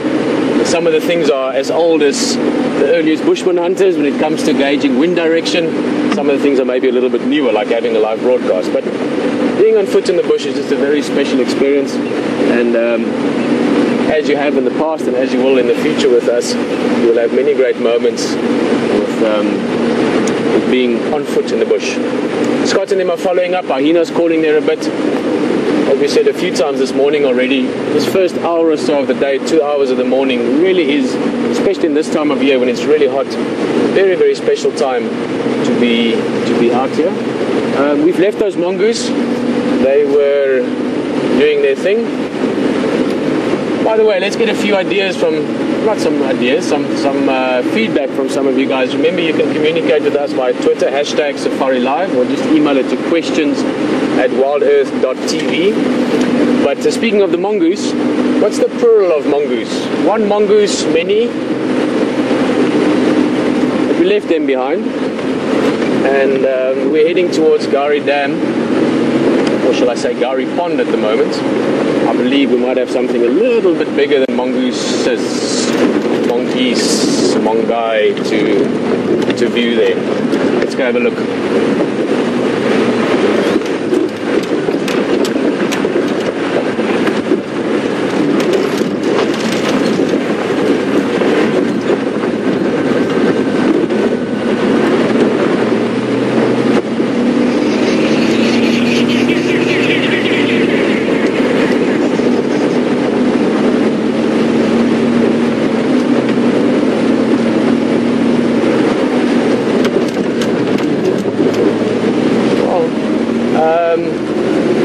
So many people we'd love to say hi to directly, but Molly, Karen, Diana saying they've been watching those Ellies in the waterhole already a bit.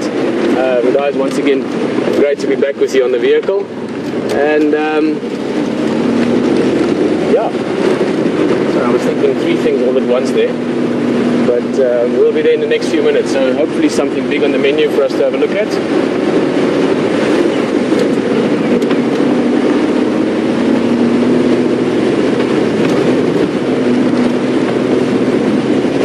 So happy to be back. You know, so many people when you get back here obviously welcome you back, which is a great feeling, but also just ask you, how are you doing and what's been happening and how are you, how are you feeling, and travels and all that. I always feel happy when I come back. Djuma really is a home for me in many, many ways. So whenever I'm back here, I'm just happy. Why I'm thinking about that is, this morning we could see no big animals and I'd still be stoked, just to be back here, to smell the low-feld air, to drive in the Jigga, again, this Land Rover that I've spent many, many hours in. So everything we see is just a big bonus. And I think a large part of this, a very large part of this, more than the elephants, more than the leopard, more than the smell and the sound and the sights of sunrise, it's just to be back in the vehicle with all of you. And little monkey darted across the road there. There's so many of the names we've mentioned this morning already. We've spent so many hours together in the bush. So I'm miss that. I miss having the greatest guest in the world on the vehicle with us. I miss having the best people in the world to share this with. I've spoken about this in the past, and we'll talk about it somewhere in the future again, more than once, I'm sure. But it is such a privilege, such a pleasure to be able to take fantastic people on game drive. And not just people, but people that you've known for a long time. So I must just say thank you again to all of you. You really make this what it is.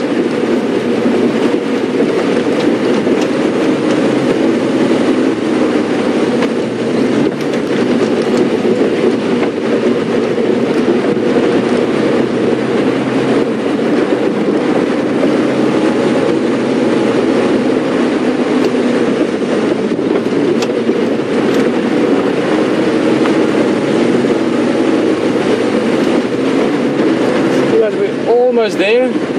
Jeandré Dam or Gowrie Dam or Pieter Dam, we still use different names for it sometimes, but Jeandré Dam, Diana from the UK, got a few different Dianas on game drive at the moment. Hello Diana, just asking some of the history behind Jeandré Dam, if I know when it was built. I don't actually. I presume in probably the 80s or 90s, something like that. I'll ask Gary when I see him again.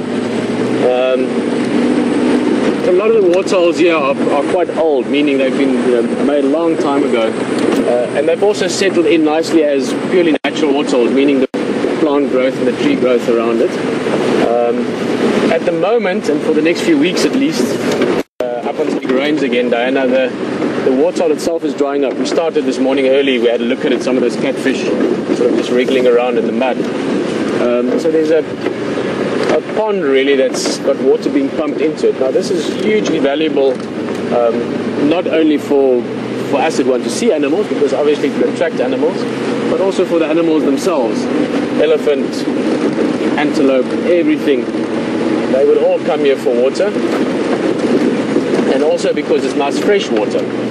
Obviously being pumped, it's nice and clean. The more natural waterholes would be very muddy by now. So you're going to find a lot of game here and a lot of elephant. Elephants love clean water. All animals love clean water, but elephants especially.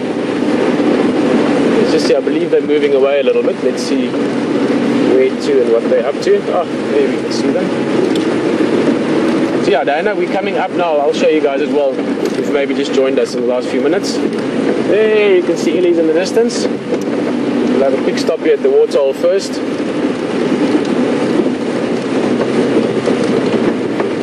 Then we'll catch up with those elephants. Just have a look here. Now this is the spot where we will see many different animals over the next days and weeks. You can see no wind this morning. The mirror image of the water. And just lots of bird life. Mainly doves and grey lories or go-away birds. A few butterflies. Little drongo just skimming across the water there. Excuse me. But yes, you will see this again, I guarantee you, in the next few days. Let's go and catch up to those Ellies. Way down.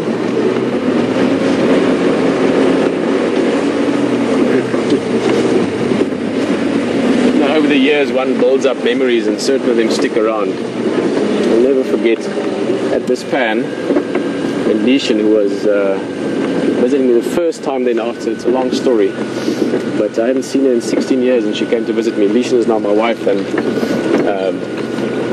the mother of our kids, of our son and daughter. But this pan was similar to now, very, very dry. No waterholes had water in except for this, so it was great for wildlife.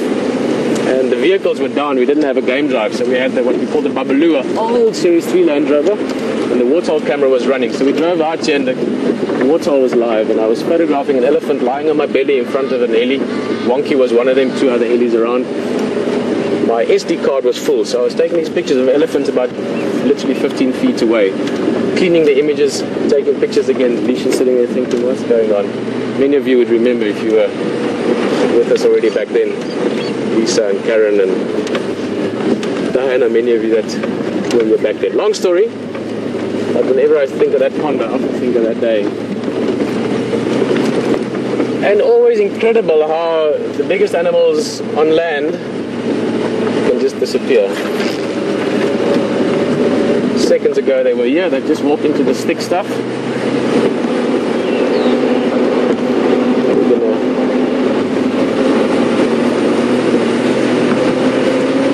Hello Dave. Tell the experience in this vehicle as well. Again, many of you have seen these animals so many times and their behavior. And that's really what tracking is about, you know. Tracking has got so many aspects to it. Actually, the physical tracks, the sounds you can hear, the story being put together, but also often just using good common sense. You don't need to grow up in Africa and live in the bush every day of your life to have good common sense. And that's really what you need to be a good tracker. Dave was saying, looks like they're heading up to Mvubu Road. This is the road we are now. Mvubu, just for interstate, means hippo in Shangaan or in Tsonga. Hippos use this road a lot when the dam has got water in it. And a couple other people also mentioning maybe heading up towards Gallego Dam or Gallego Dam. And most likely is what they are up to. We're going to go around slowly and see if we can catch up with them again. I think they're probably going there for the clean water.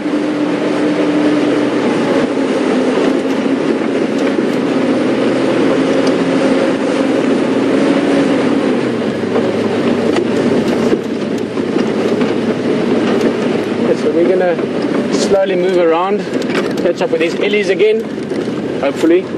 And also keep in mind, this is where early this morning a leopard was heard calling. So there could still be something dappled moving around here.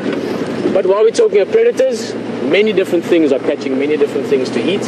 And Hayden's going to show you probably one of the most beautiful and striking birds anywhere in the world busy doing what they're doing. So enjoy that, and we'll see you back here a little bit later again.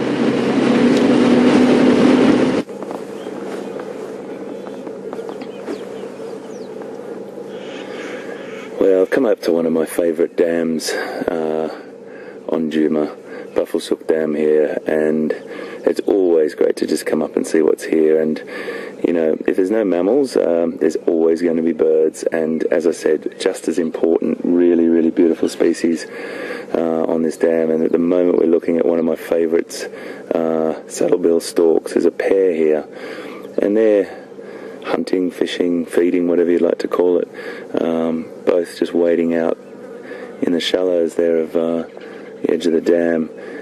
We've got the one that's in your shot at the moment is the female, and the female is the one that's got the striking yellow eye. The male's got a brown eye. Oh, it's just caught that fish there. That's fantastic. Nice little fish. Beautiful, beautiful bird.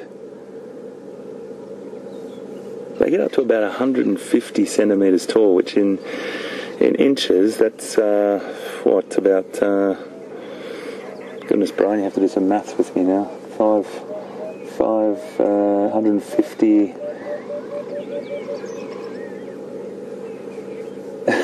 I'll have to do some maths there for you. I should have that really, really quickly for you. But just concentrating on them catching fish there at the moment. You can see he's got another one in his mouth. She has, sorry. Fantastic. And they weigh up to about 7 kilograms, which is about 10, 12 pound, a little bit more maybe. But an extraordinary, beautiful fish he's got there. A little bit bigger than the last one. Really beautiful. Gorgeous, gorgeous bird.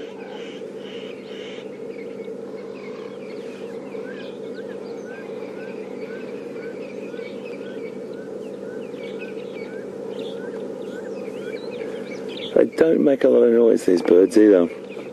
They sort of do a little bit of a bill clapping sort of sound when they're displaying and mating, but other than that, they're pretty silent. Just striking markings, and obviously if I was to try and get a little bit closer, they'll probably take off, but they're just a stunning, stunning bird. Got a beautiful sort of yellow wattle. It's sort of not. It's sort of much more apparent on the male than the female. It's absent on the female, but it's a beautiful, beautiful bird that the silhouettes always also give you a great little sense of the calmness and the tranquility here where we are. There's a lot of other different species around, more common birds that we see a lot, but you never can give them a cursory glance. There's Egyptian geese up towards the back. They're a little bit out of shot at the moment, but we don't really. We just want to stay with these beautiful, beautiful birds, and there's lots of different species sounding off in the background. Cape turtle dove, really beautiful, quintessential African sound, and for me those sounds are what makes up the African bush.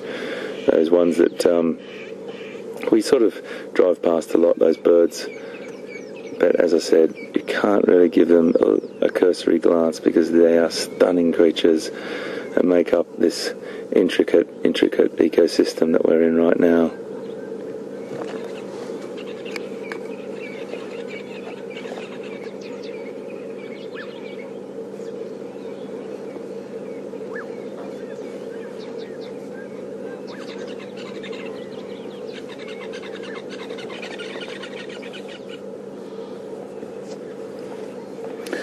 We've got a question from Jessica in Ohio. Jessica, welcome aboard and great to have you with us.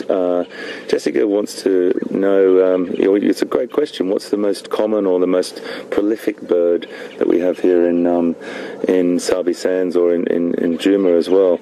And you know what, I'm going to put that out to you, everyone, to everyone watching now. You watch this really, really regularly, and as I said, I'm in all different parts of the world, and I watch Safari Live as much as I possibly can to keep up to speed with the cats and everything that's going on and all the team. But you know what? I'm going to ask everyone what you think. Tweet us at #SafariLive or email us at questions@wildearth.tv and let us know what you think the most common or prolific species is and what you see most of on drive. And it'd be great to hear your opinions. I've got mine, but I really want to hear from you first and see what you come up with. Great question. Thank you very much for your wonderful question there. So there's a vehicle coming down now, folks, another safari vehicle, and the storks are just starting to move away from the water a little bit. They are a little bit skittish, but they're okay. They move around the other side of the water. But what we're going to do now is cross over to Pete, and we'll come back. I'll drive around, have a little bit more of a look. Great to be here, as I said, folks. Let's see what Pete's up to.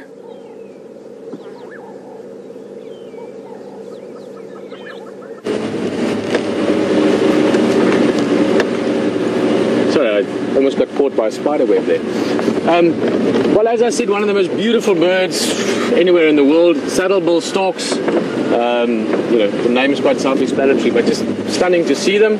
And I believe you saw a kill, or them catching food. Maybe that's a better way to say it. This time now, when the waterholes are getting that low, your big storks, marabous, when we see them here, fish eagles and so on, they have great opportunity to catch catfish. And who knows, we might even be lucky enough to see that from leopard would do the same thing, especially young leopard if they're desperate for food. You can get into the mud and find something to eat there. We're back at the open area here in Gallego camp. Hayden, I believe, was just telling you a little bit about these waterholes that are, that obviously when it gets very dry we add water to. And again, like with the previous pond down in front of Boyatella Lodge, we will see many animal at and around these waterholes over the next days, but not right this moment.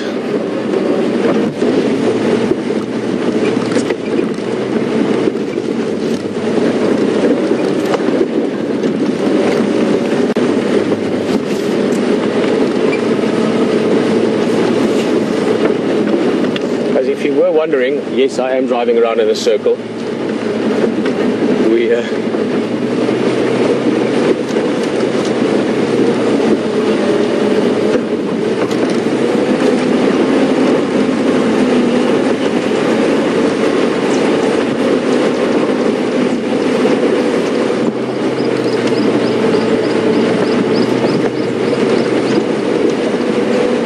fresh elephant dung there. Lots of moisture in it. All the insects immediately flocking to the dung just for the moisture. So I was listening to 2 channels that once the games I was also talking. Georgia just asking, out of Illinois I believe, if all the years at Djuma for me, over time I've noticed a change or an increase or decrease in tuskless elephants. Georgia, I can't really say that I have. Mainly just because obviously there's certain elephants around here that we get to know. I mean, the most famous of that would be Wonky, that bull elephant that died some years ago. Elephants! Speaking of them. Oh, and a tiny one, look at that. Tiny baby. Georgia, I can't really say I've noticed increase or decrease in that. The elephants coming through here, we see certain ones often, but then other ones come and go quite a lot. So, especially this time of year when it's this dry and the water is a big attraction, we'll see elephants that we've maybe never seen before. They've got massive home ranges. Oh, that's beautiful.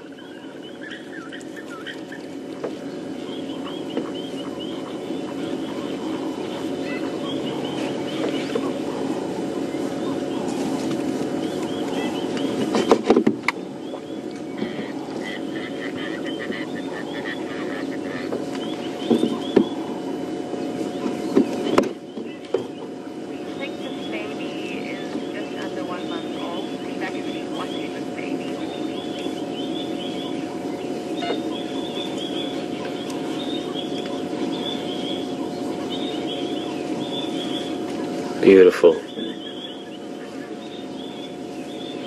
A bit closer again.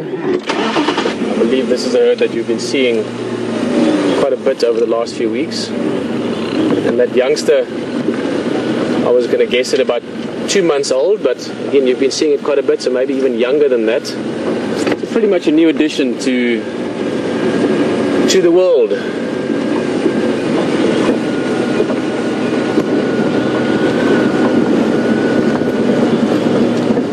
Again, all small animals, well, let's say all small mammals generally are very cute to see, but with elephants being such intelligent animals and such sensitive animals, it really is beautiful to observe young elephant within the herd also, and just the caring they'll receive from the other animals in the group.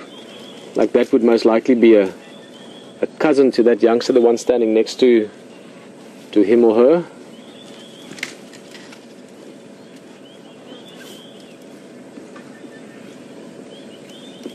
I don't think it's its mum, even though it's looking at sort of... Nah, it's just playing. I don't see that. It doesn't look like she's lactating. That is a young female, but the mother would be the bigger one here that you can see the tail swishing. Yeah. So here's the mum catching up on the back. But that young one sort of looking for milk there between the front legs of that other young cow, but I think it's more just a... what's the word? I'm still trying to find my tongue. Give me a day or two. But I'm just looking for that sort of closeness or that reassurance of the proximity of another big one. So it really is just for a social behavior, that.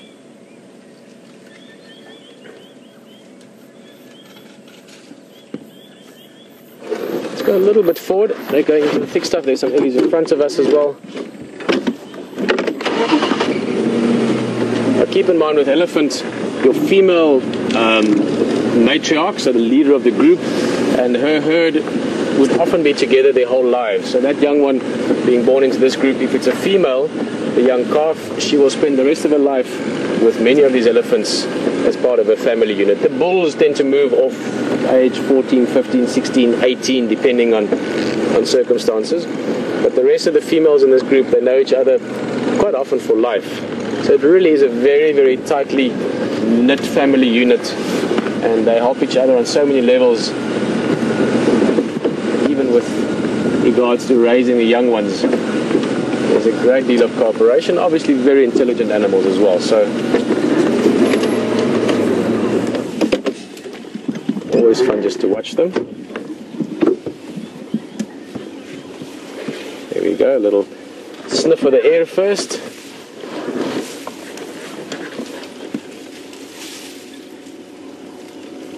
This age as well, this elephant's not very old, 10, 12 years old maybe.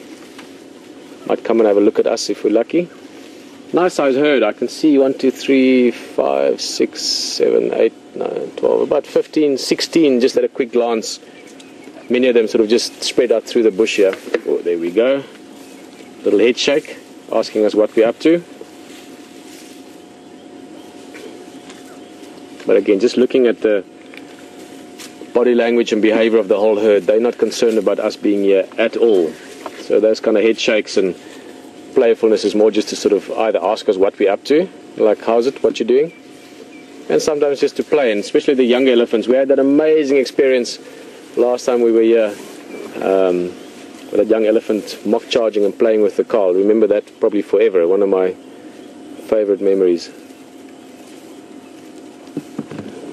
But it's very important to gauge the sort of the mood, if you want, of elephant herds when you get close to them. Now again, this herd obviously we saw earlier, it is a herd you've been seeing as well on the drive, so you know that they're pretty used to vehicles. But it's important as you enter a group like this. Let's say you haven't seen the herd before, or maybe you're driving in a reserve that you don't know what's going on, so you're just finding things, which is a great way to explore reserves, by the way.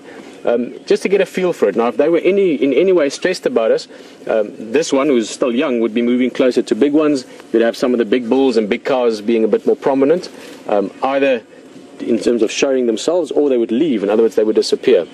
But if you enter a group like this, they all spread out, they're busy feeding, young one is sort of playing with a youngster earlier, and you can just get a sense that they really are relaxed, they're comfortable with us being here, they're not worried about us being here. Once you've gauged that, then you can move around in the herd. But it's always just firstly good manners, it's polite. When you enter a different group of any animals or humans even, just see what the mood is and then politely sort of integrate into the group. And with elephants you really can do that. Spending a bit of time with them, you really can integrate into the herd. I'm going to go a little bit forward. This is the same young one that was shaking her head at us just now, so already been a bit curious about us. Just going to go next to them so we can see them better. There we go. No, don't worry guys, we're just having a look. Let's see if she comes back here.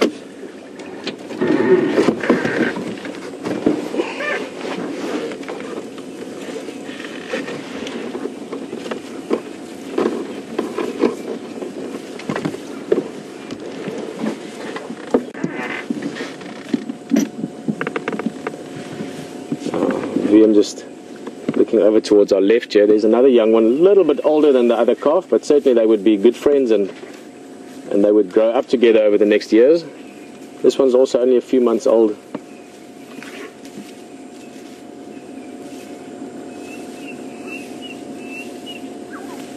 Well, elephant calves are also born what's called precocial, so they develop before birth. So when they're born within minutes, usually sometimes a bit longer, they can stand, but it still takes them a while to sort of figure out their bodies. You know, they've got 4 legs, 1 trunk, 2 massive ears, so it's important to shake your head and to make sure that you know how to look intimidating and big and all those things that elephants need to do. So these young ones can be very entertaining just to sort of see them being babies really, but also starting to practice techniques and coordination for when they're bigger.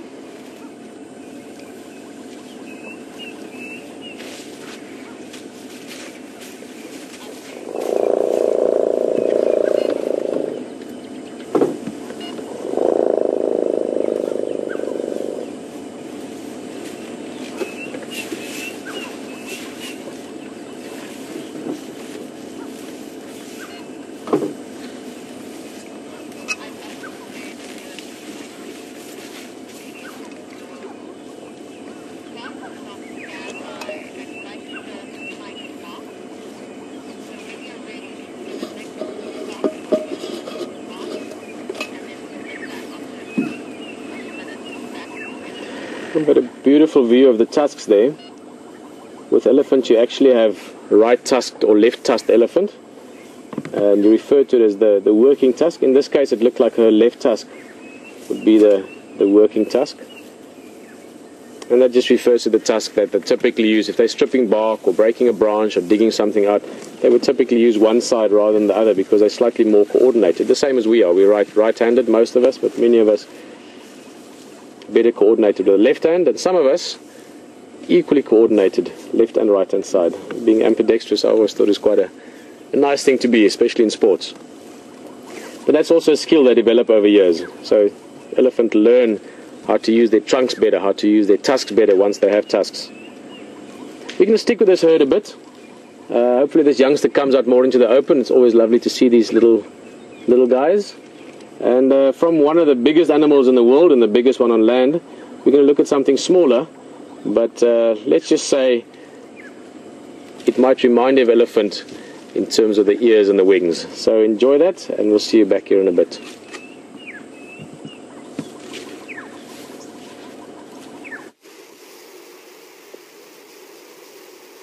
Welcome back, everyone. And it's one of the biggest of the moths that you do get in this area. Moths. It's one of the emperor moths. Steph tells me it's called a Mapani emperor moth. Isn't it absolutely beautiful? You can see it's looking a little bit bedraggled, and I'm not sure how long it's been dead for. But this female has obviously already reproduced, laid her eggs, which are going to hatch into little caterpillars and feed on the fresh green growth of the summer, and then lie dormant in a cocoon waiting for next summer, as she did, and she would have possibly only been alive for a few days. I've only noticed these emperor moths, these specific ones, about a week ago for the first time, and therefore they've got a very short lifespan, as do a lot of insects.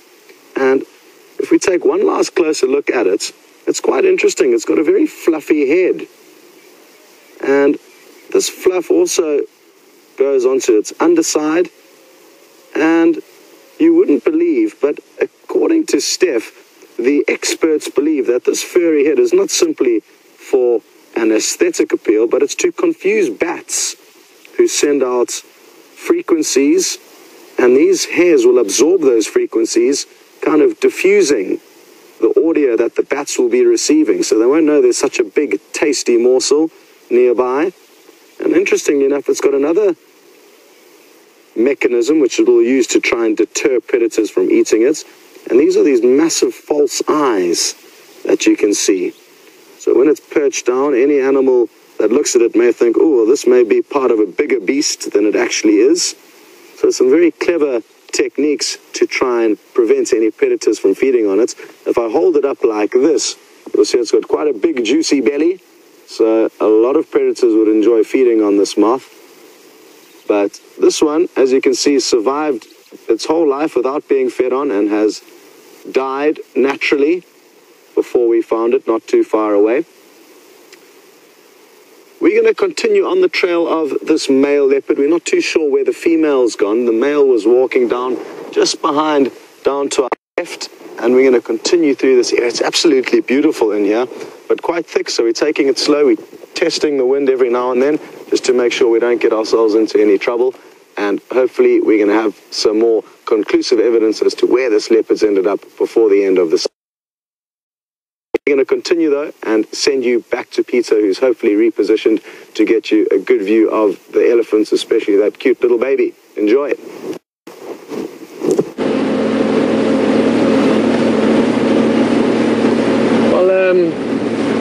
Scott and the guys continuing looking for those leopard tracks. Beautiful emperor moth.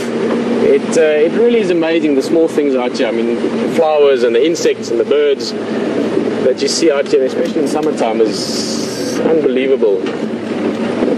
Not only in the simple beauty of it and the colors and the shape, but also the design. If you think of the evolution it took to come up with how all these animals interact with each other. Elephants were moving along. That young one crossed in front of us very briefly, but catching up with the rest of the herd. We've just come around to the next road. This is that same young one that was in front of us a little bit earlier.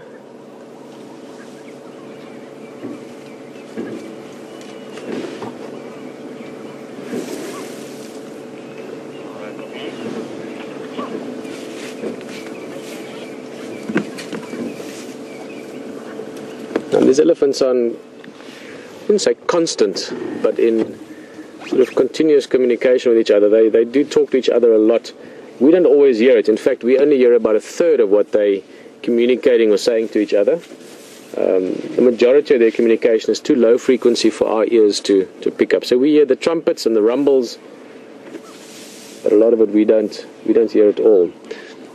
So quite often you look at a herd like this, but at the moment they're all spread out, we're seeing little sort of bits and pieces of them through the undergrowth here.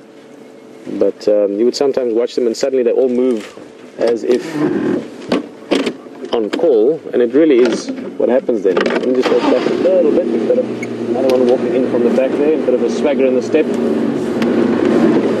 It's a young bull, I thought he might be playful.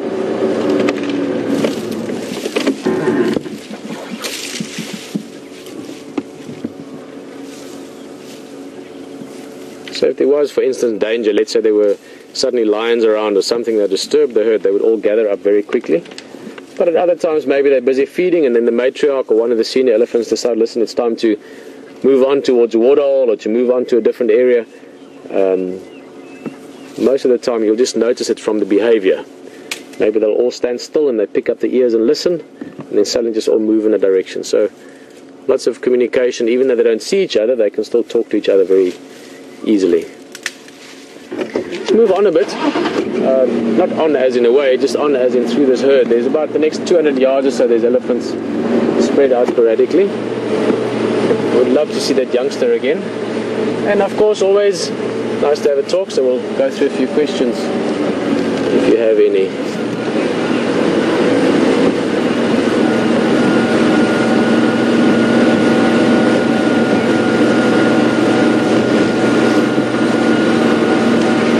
Young, and there's quite a few young ones in this herd. You've seen this herd a few times, huh? Looks like at least 3 or 4 sort of younger than 6-month-old calves in this group. Hello, Sherry from Ohio. Yes, you were asking if I was making that rumbling sound. One of them was me earlier. There were some from the elephants as well. I don't know if you would have necessarily heard them. Wium, could you hear any of these rumblings earlier? Yeah, you would have heard some of theirs as well, but probably the loudest one would have been me because I'm sitting... Ooh, there we go. That wasn't me. I hope. There was that youngster, just little trumpet there.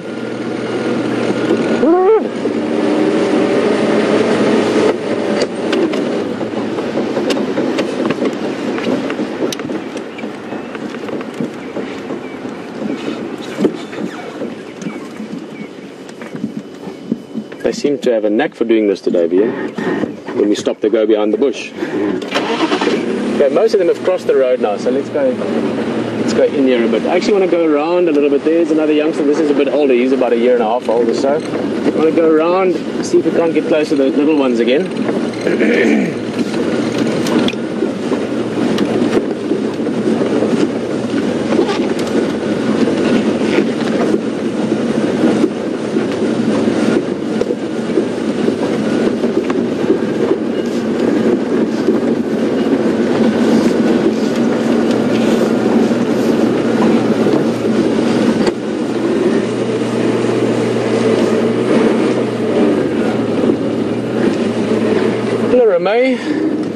Asking if a baby elephant has ever wandered off and gotten lost from mum.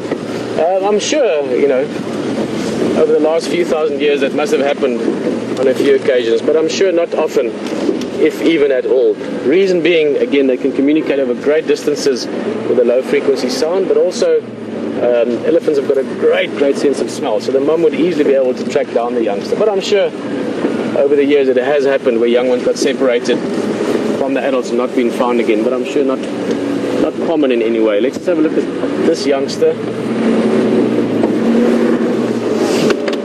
Not as small as the smallest ones we saw earlier, but as I mentioned, there's a number of young calves in this herd.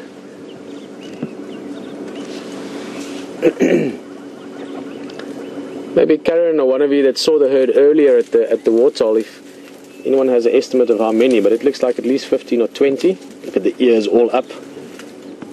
Now again, guys, very important to realize that this herd is not bothered by us at all. I mean, there's a female suckling a youngster off in the front. So the behavior that you might see, this one might turn and sort of give us a mock charge or shake the head. That's all bravado, especially these young ones just sort of testing their confidence and courage and sort of comfort, if you want, with us as well. These elephants have grown up seeing vehicles quite often, so they know that we're not a threat to them. But young animals will always be young animals. They like to play, they like to test. They like to walk behind the bushes, especially today it seems. There's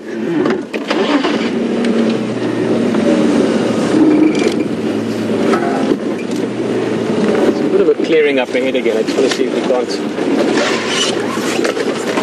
take a seat here. There's one of the young ones, the smaller ones. This is the first small one we saw again. I think, yes, it looks like. Quite keeping track of exactly which is which, but this one is tiny. Hello, trying to smell us. The breeze is coming from us towards the elephant, so you can see the trunk being lifted. Testing the air.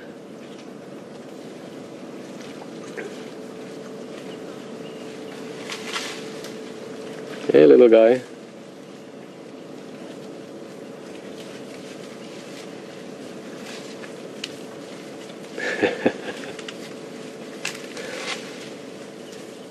Spoke about them eating leaves. With the days getting longer, even if it hasn't rained much, all your trees are flushing, so great food for the elephants. They'll be eating a lot of the new foliage over the next weeks. Of course, for the baby that size, they're still relying on mother's milk.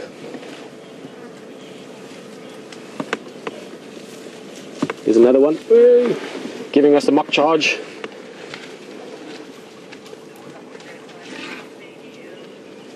Oh, look at that. Trying to smell us as well. Again, the breeze is going towards them, so smelling us, head up.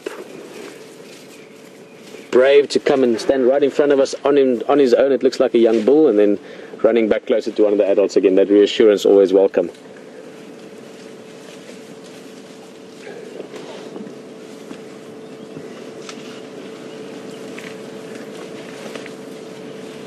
And they'll do this not just with Land Rovers, but they will also do it with birds.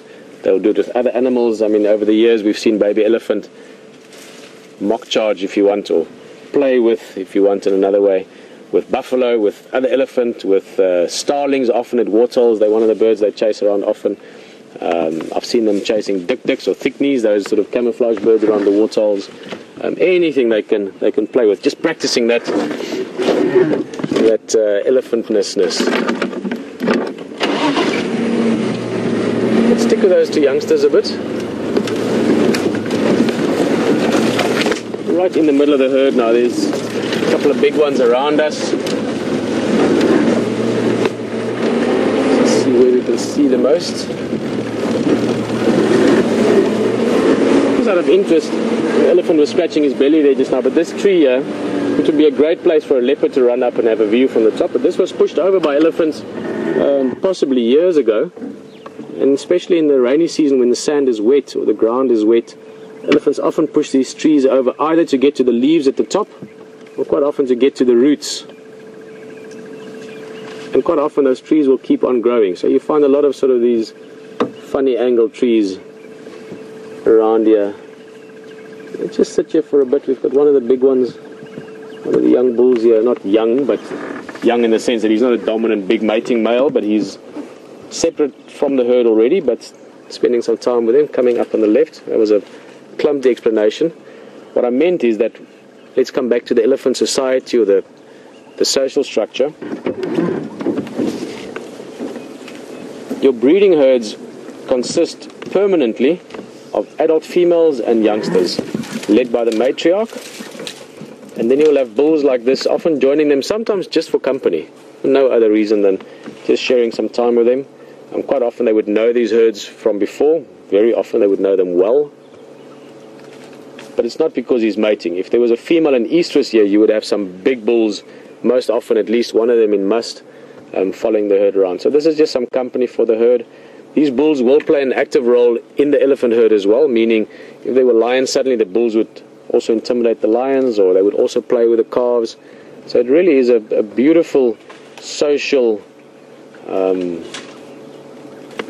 community, if you want, the elephants in any area. This guy, I would guess, is about 18 or something like that, 20 at the most maybe. Sorry, that's years, age.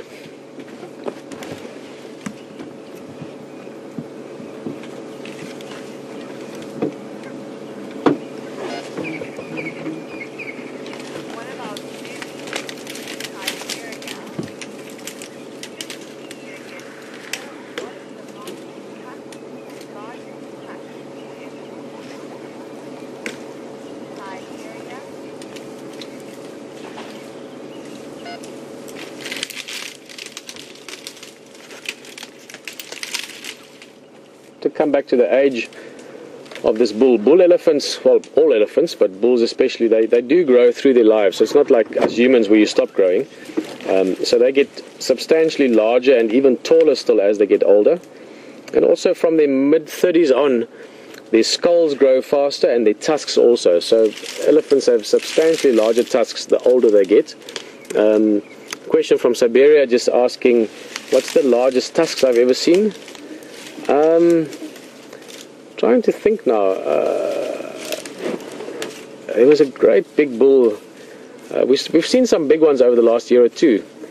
But back in the days when I was still guiding at Djuma, there was one bull. I remember I think his left tusk was lower than the right tusk, but massive tusk. I mean,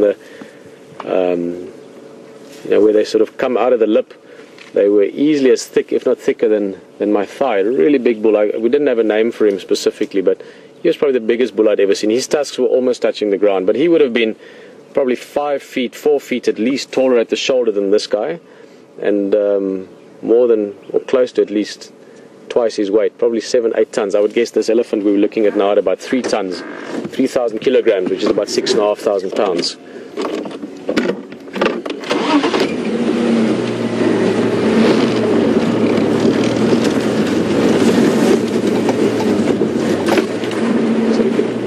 Drive up this tree actually if we had to check something under the car. Perfect angle for it.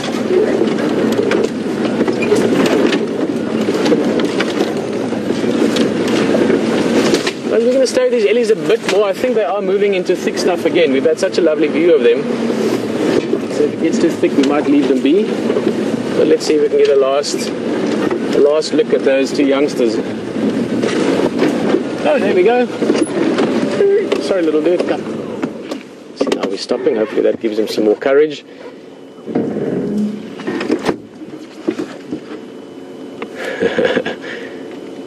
A little bit nonchalant there, pretending he doesn't care about us eating some leaves. This one would still be drinking milk, would still be suckling. There we go. Big mock charge. Whoa! I don't think you can ever grow tired of that. Look at that. Front foot up, intimidating us. Very confident little guy. I was going to guess, and it looks like it. Here in the back is the adult. So this is a big female. So I wouldn't say the matriarch, but probably at least sort of second in charge of the females, which is why the youngster is so confident. The more senior the mother of the calf, generally speaking, the more confident the calf. Yeah, that was special. Always love that. I love the fact that even a little elephant like that still knows that he's one of the biggest in the world. And they practice that behavior as well. The confidence of it, sort of the message in the mock charge. A little bit forward here. Might get a little more interaction. Also, the mother is closer again now, so that would boost the youngster's confidence even further.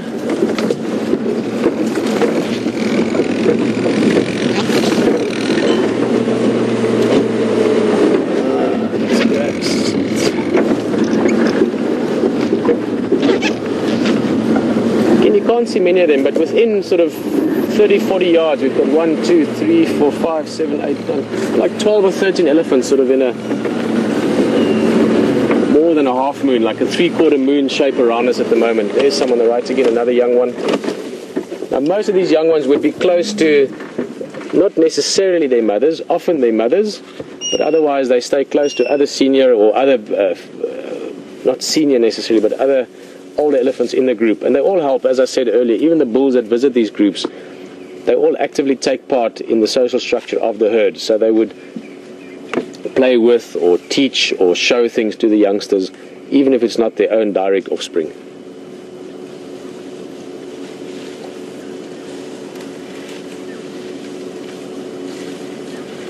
Just have a look here. They're just coming out in front of us as well. I'm hoping that young one might decide to play again.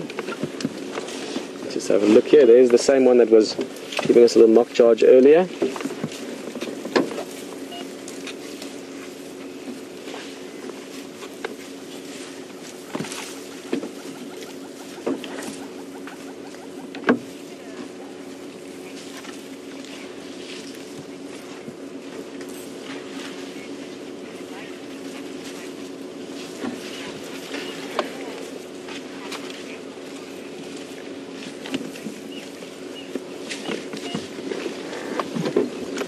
his head up again. Let's see, maybe a last little, or maybe not.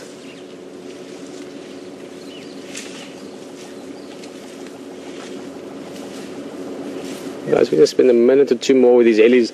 We're very lucky that we have this beautiful clearing here, even a little frame from the tree there. But they are going into thicker and thicker stuff, so I think unless this youngster has a last card to play with us, we'll probably leave them be now, just because they are going into thicker stuff, and we've had some great time with them. We might be lucky enough to see them again this afternoon. I've got a feeling they might stick around the general area to come for another drink during the course of the day. It's going to get, well, it's not going to get, it is hot, but it's going to get very hot today, so they will be back at the water. And I think we're going to leave these ellies. I'm going to make my way back to the road. We've got what time? Sorry, this is my first drive in a while. 5:36, 37:30. We've got about an hour, a little bit less than an hour left of game drive, so we're going to see what else we can find. But in the meantime, from this beautiful herd of elephant, Graham's got a bit of shrewdness going on around where he is. So enjoy it, and we'll see you back here a bit later.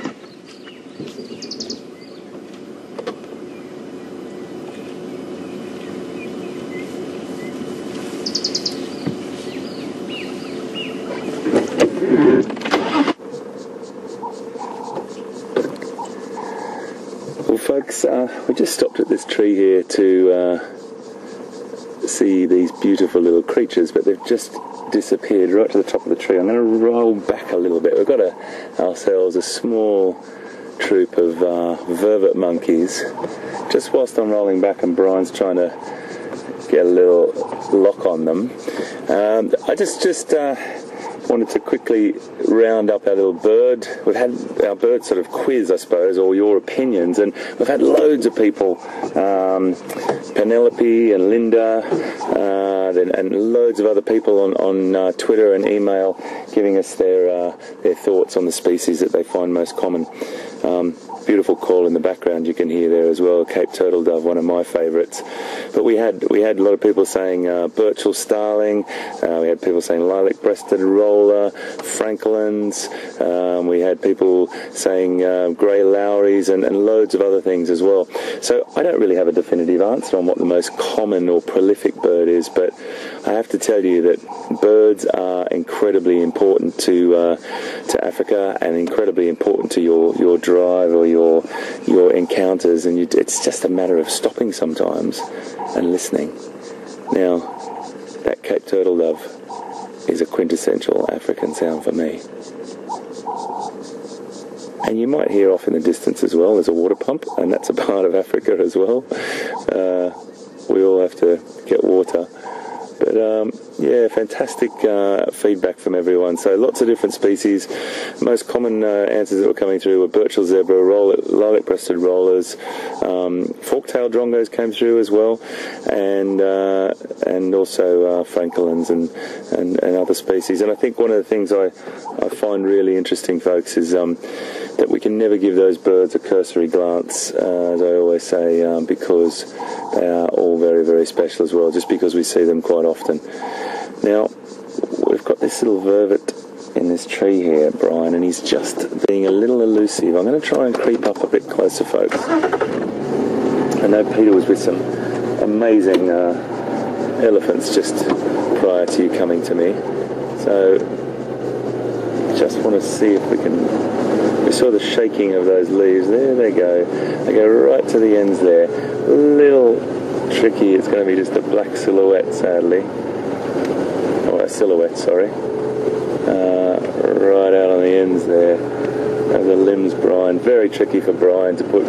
So put your camera person in a position like this. It is literally a silhouette, and you can't go up into the sun like that. So they're right at the tops of the trees, folks. It's very, very tricky for Brian, and I can't really get into a better position. I'll give it one more try, Brian, just back here. Great little monkey, probably the most common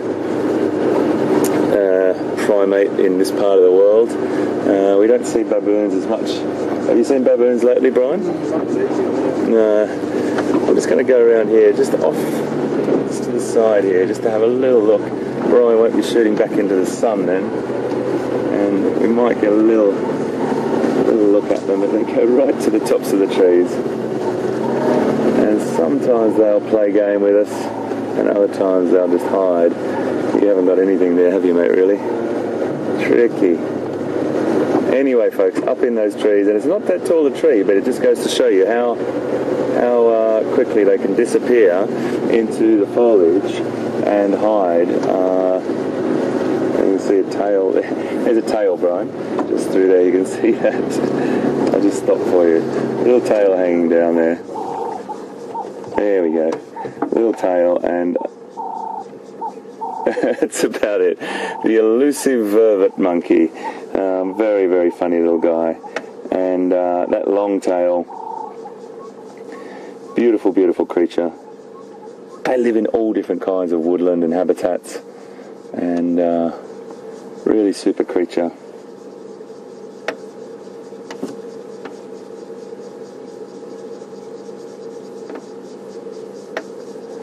Really just a tail, that's about it.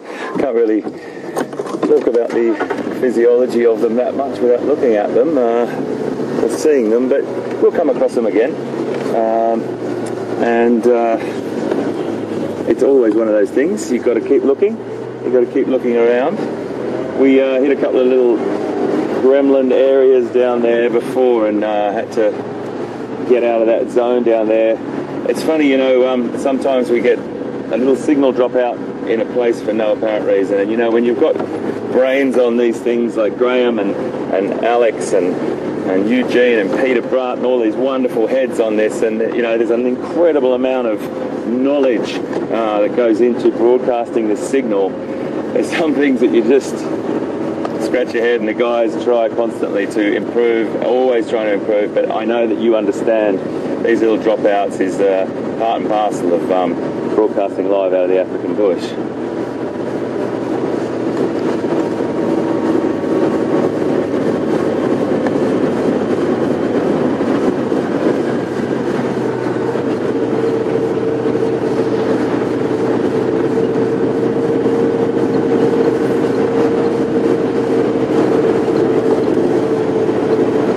Got a lovely question from Tim in San Diego in California. Tim, thank you very much for contacting us and watching, and how wonderful it is. I love San Diego, one of my favorite places in the United States, and I've been there many, many times. One of the best zoos on the planet as well. And great question, Tim. What was the first thing I did when I came back to Jumi yesterday? Well, I have to tell you this. We drove through the gate, and after we passed this gate and we came in and cleared our vehicle, I drove around the corner, and the first thing I did was looked out the window and saw tracks and saw what was sort of going down the road. There's a lot of elephant activity. There's loads of elephant on the reserve at the moment, and the next thing I did was saw giraffe, and that to me was the first memory I have of coming back to Juma yesterday. There's this just seeing giraffes and knowing that 36 hours ago I was looking at the engine of an aircraft out a window 33,000 feet above the sky, above sea level, and then when I go through the motions and I land in this beautiful place, and the first thing you see is giraffe, I'm a happy man. I'm a happy man.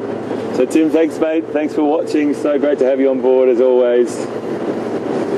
Just want to toodle along down here. I want to try and pick up those giraffe again, see where they've moved to.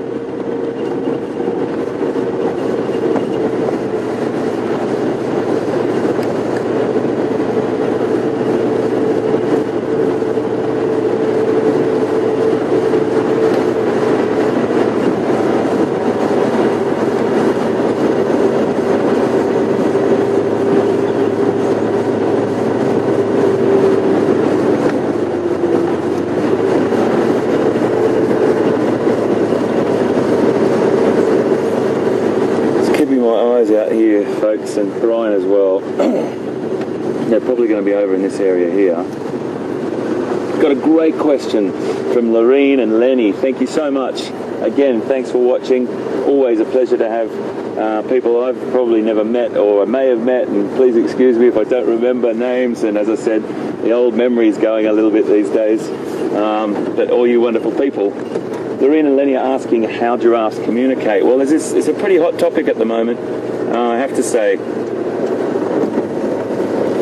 Lenny and Lorene, I just want to answer your question as I'm driving, because we're a bit tight on time now. I want to try and find these giraffe again. Excuse me, please. There's some latest research that's showing that giraffes do or are using a very, very low frequency humming sort of a sound. Now, why? We're not sure.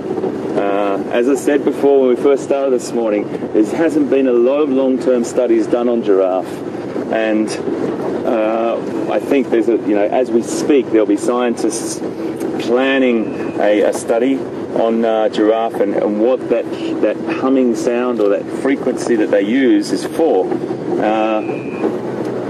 And for me, I have to say, I'm really looking forward to finding that out. I don't really know. The only noises I've ever heard of from a giraffe. Oh, look at that! Well spotted. Brian just saw him from behind that beautiful marula there. Just trying to think how to get around there, Brian. So Lenny and Lorene, the noises that I've heard are a snorting or a grunting sound, and it's only been when they're sort of hasn't really necessarily been an alarm call, but sometimes when two males I've seen together, particularly in a zoo situation, I've seen that or heard that before, and I'm not really sure what this humming frequency or this humming sound that they're picking up is all about. Brian, what do you think, mate? Is there a little track down there you can see? Let me just go around. I'm just going to try and see if there's a little track down here, folks, that can get us closer to these giraffe. But Lenny and Lorene, it's a very, very interesting thing, and I think something that we should keep our ears and eyes on when it comes to the science behind it and the studies that are being done. I know that they're putting a lot of low frequency or microphones in zoos and in captive animal situations where they can pick up data in a very, very controlled environment. As you can imagine, it's tricky to try and record giraffes in the wild. There's a little road here, Brian, isn't there? Or am I imagining it? Ah, yes, there's a little track here. We might try and get round closer to them. But really interesting stuff, and you would think that a mammal of that size would have some form of communication. Giraffe really like to be in the proximity of other, it's a very, very open sort of conversation. Some people tell you they've seen lone bull giraffes for weeks, months, years sometimes, and it does occur. But they like to be in sort of proximity of each other. They're not super tight when it comes to just in their browsing or feeding behaviours. But when they're travelling across in open areas, you often see them in loose herds as well. Tell me when you've got a good shot, Brian. I think they're just here somewhere, mate. Yeah. Just going to try and get around here for you, mate. There might be a shot just through this, behind this. A bit backlit, unfortunately. Not as close as I'd love to be, but that's okay.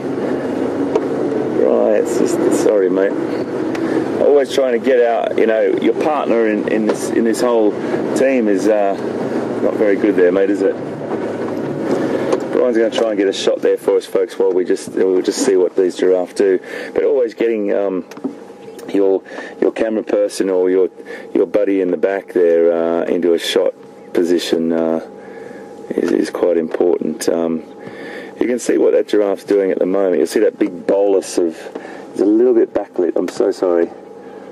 But Brian's working some magic there to try and get in as close as he can, and the road just sort of goes around. I don't want to ever disturb these animals from doing what they're doing naturally, and she's just looking right across here, so she may walk across this way, but what she's doing right now as we're watching is ruminating. And many people know this anyway, but it's just a great little sort of pointer. Sorry, Brian. You want to move forward a bit, mate, or is that good? You happy? Ruminating, so she's regurgitated some browse or some foliage that she's eaten, and she's chewing it up and getting the most out of it. One of the most efficient herbivores in Africa are the ruminants. There's no doubt about it. Several chambered stomach, the ability to regurgitate their food and get the most out of that. Break down that cellulose. Very, very tricky thing for animals to do. Great ability to do that with giraffes and these ruminants. And she's going to chew that up and then swallow it again. We will, and I'm sure, I think I saw a segment of Safari Live when I was watching one day, and the wonderful Jamie did a little thing on the bonnet with some feces or some droppings, and it's really interesting stuff to pick them up and have a look at them. And we'll do it with a giraffe dropping and open it up and have a look at the efficiency of that digestive system, the way that they grind that up and they get the most out of that foliage. Whereas you look at an elephant or a hippo for that matter, and you'll see that there's still a lot of a digestive system that is nowhere near as advanced, and you still see lots of sticks and foliage in its true form, Nelly.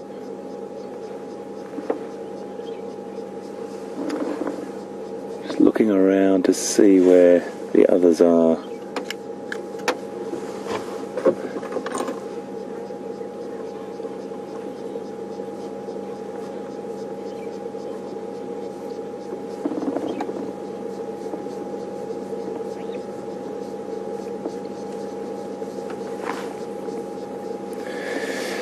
So we're just going to sit with her for a little bit, folks, and I think we're going to cross over to Scott on a walk.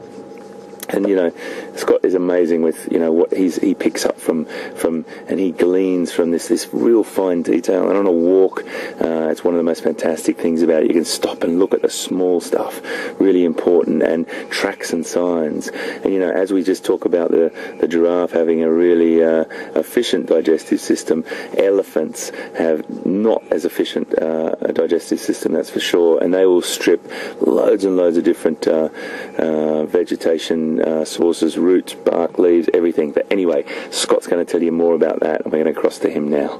We'll see you just now. Welcome back, guys. And we don't have an animal feeding like you've just been spending time with Hayden, but what we do have is some evidence of where the animals were feeding. And the culprit here was an elephant, and what would have happened is it would have wrapped its trunk around this branch and then stripped in this direction.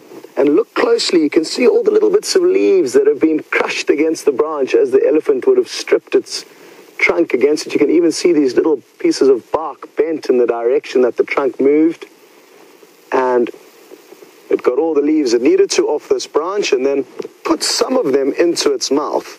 But if we take a closer look a little bit lower down, you'll begin to learn and understand that elephants are quite messy feeders. Look at all these little pieces of this sickle bush that the elephants have dropped, and I guess a little bit different to the giraffe that you've seen feeding. They're quite neat feeders, and not only are they neat feeders, but they also have a much better digestive system than the elephants, and I believe Hayden was telling you a little bit about that.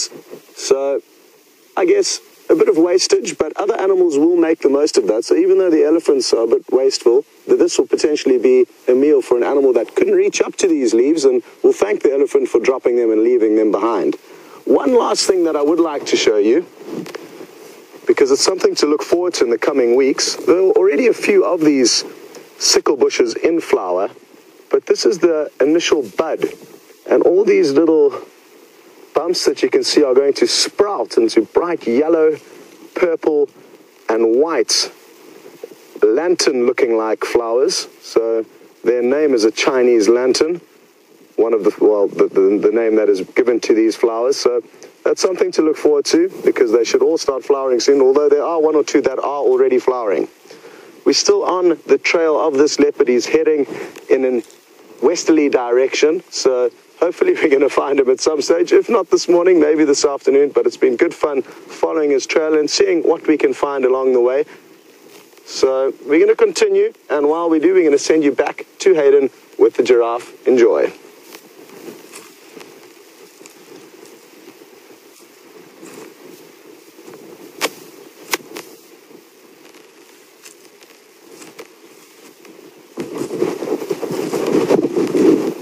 Go ahead, Brent.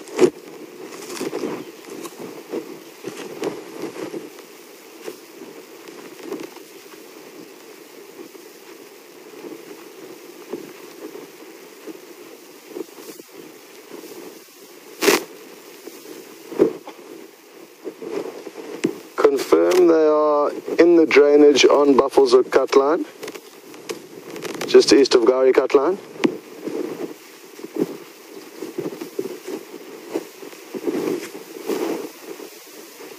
Okay, copy, thanks.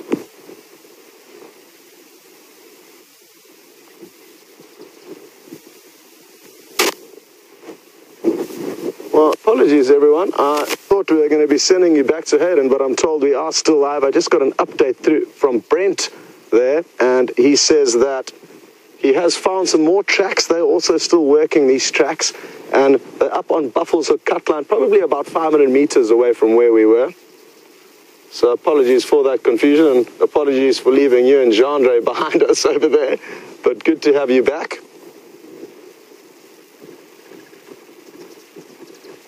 So what we may as well do is bring you along and take you to the most recent tracks, which are up and to our right.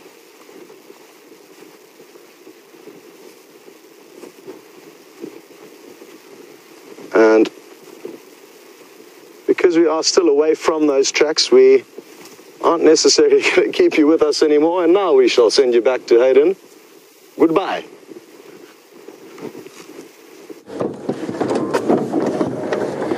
So folks, we've just stayed with this female. I just drove down the road whilst we went to Scott, and the others are over here. They're a little bit far off the road, so just going to stick with her and to see if she's browsing nice and relaxed there.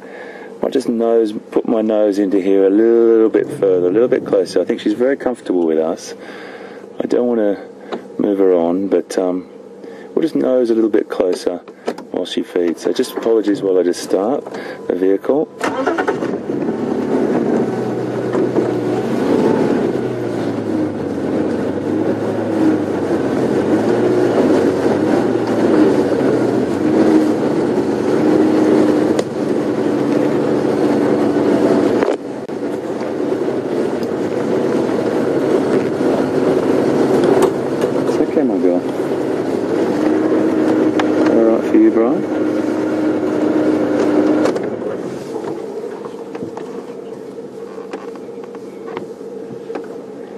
Yeah, she's just browsing along that tree line there, and I don't want to pursue her.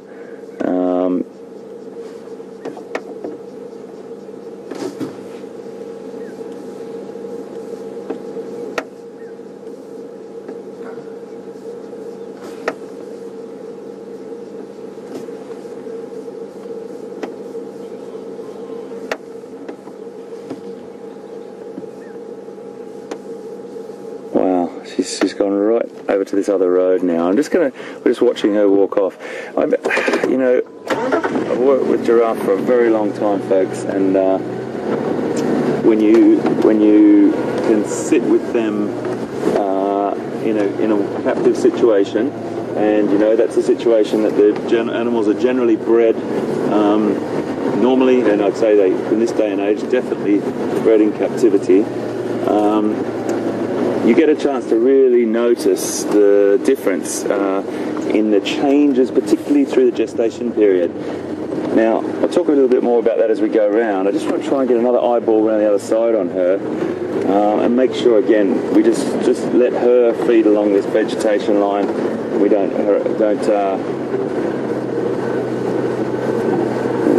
change her behaviour whatsoever.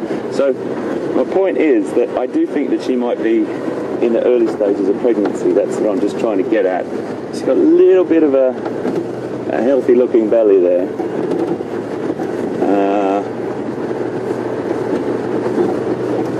And that gestation period, very, very long for a I know many people know all these things, a lot of these facts already, but it's just, it makes you realise how incredible the animal world is.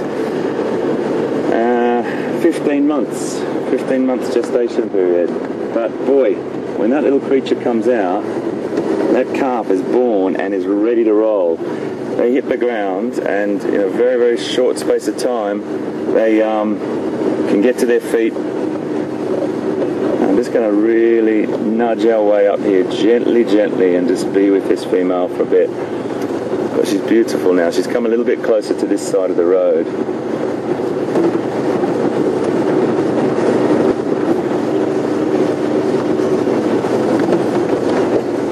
don't know if we'll get a little bit through there, Brian. Is that... Not really, mate, is it? It's not great for you. I'll just move around and see if we can go back the other way.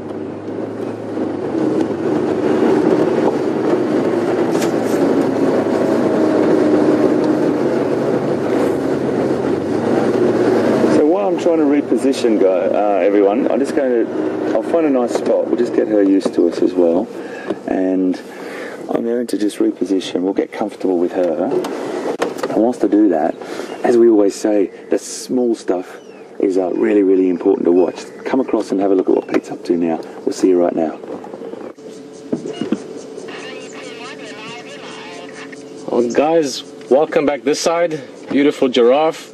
And we actually came here for something else, which we'll show you just now. But this is a little animal we don't see often, or at least not get to see often. We see them often, but always just a darting glimpse. It's a slender mongoose, a young one as well. It's got that little black tip on the tail. In fact, in Afrikaans, we call them a swartkwas meisond, which means a black tail-tipped mongoose. He's disappearing. The reason we stopped here, actually, or came down into this drainage line, is where are we now? There.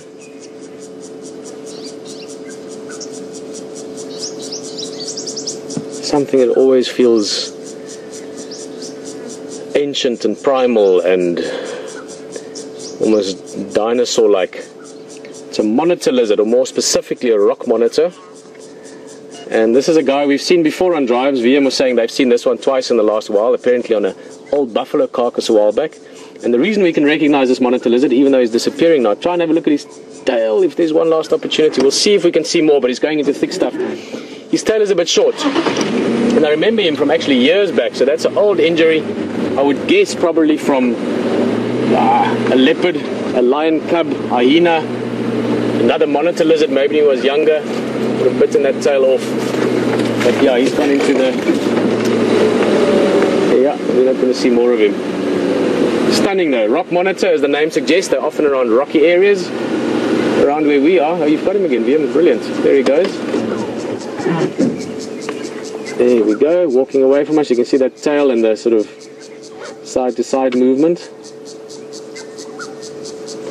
Around here, rock monitors more often actually live in termite mounds, hollow tree trunks, you know, sort of this kind of habitat. They're also very good tree climbers. So if something was coming along that would potentially be a threat to him, he would just scurry up a tree. Although quite often they can just stand their ground as well. That guy would be, his body would be probably 2-3 feet. With the tail, they can be over 1 meter long, so 3.5 feet, a big one. And they've got quite a vicious bite, very strong jaw. And then that tail, even half a tail like that, they've got a good lash with it, so they can give you a sort of a whip-like sort of slap with it as well. Nice to see some small things down here as well. I've just said as well, I think 5 times. Don't worry, I'll get back into this as the day goes on. We've got a bit of time to go. Let me just familiarize myself with the vehicle. We were sort of just looking around in general. We saw some nice tracks as well, the same tracks that Brent and the guys were following earlier. Mvula most likely, the big male leopard, nice big tracks. Saw them up here in the riverline, hoping that it might pop out. Also might be the leopard that was calling this morning at 4 o'clock, for those of you that heard it.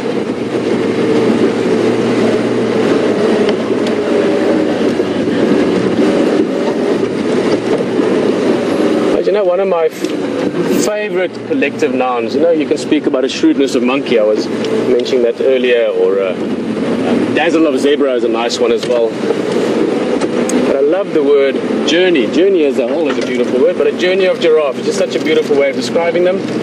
And possibly a pregnant one, so Hayden's going to talk to you a bit more about giraffe in general and that specific individual. So we will see you probably just before the end of drive. Enjoy.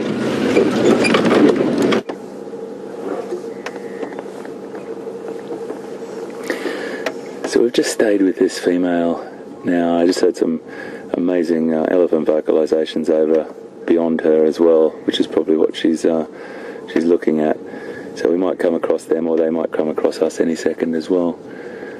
But just sticking with giraffe, and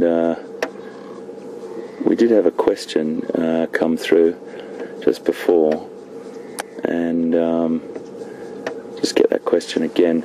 But it's a very, very interesting thing to sit with these animals when they're really relaxed like this, and just watch what they do. Very tranquil, very, very relaxed with us, as you can see. But she's ruminating again now.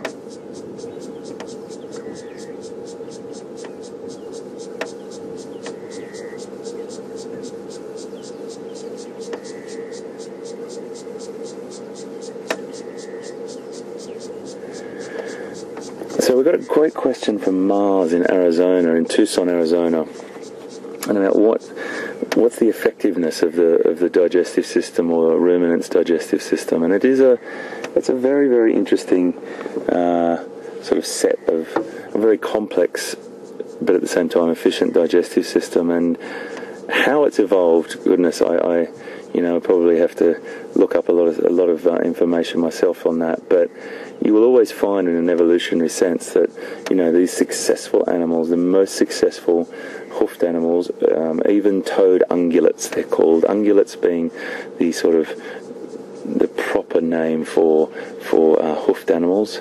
And just standing there in the shade at the moment, look at her, she's turning around, she's got some oxpeckers that's just landed on her neck as well there, Brian. It's just, I don't want to really go any closer to her just because she's so, I'm sorry, I'm a little bit far away, Brian, but we'll just let her settle for a second. So that rumination process, is the efficiency of it is just what's the standout thing. And that bacteria that they have in their stomachs, very, very efficient at breaking down cellulose, as I mentioned before. Very tricky thing to do for animals, break down cellulose. But the bacteria and this fermentation process that goes on through those chambered stomach is why they're so successful.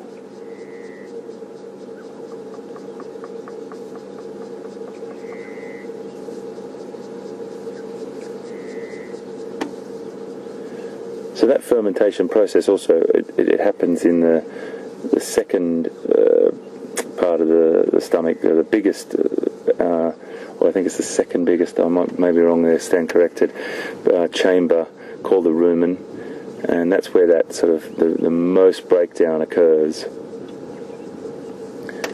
Gosh, covered in oxpeckers there right up her neck. We're going to just mosey on up a little bit here, folks. I really want to watch I don't, she's in a nice shady patch there, so we'll just creep up. It's okay, my girl, you can carry on. I'm going to stop. If you stop chewing, I'll stop chewing. I'll stop driving even.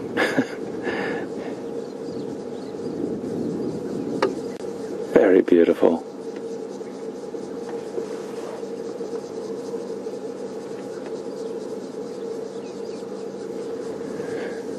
So the average height of a female is around 14, sort of 15 feet max, about just over 4 meters, I think.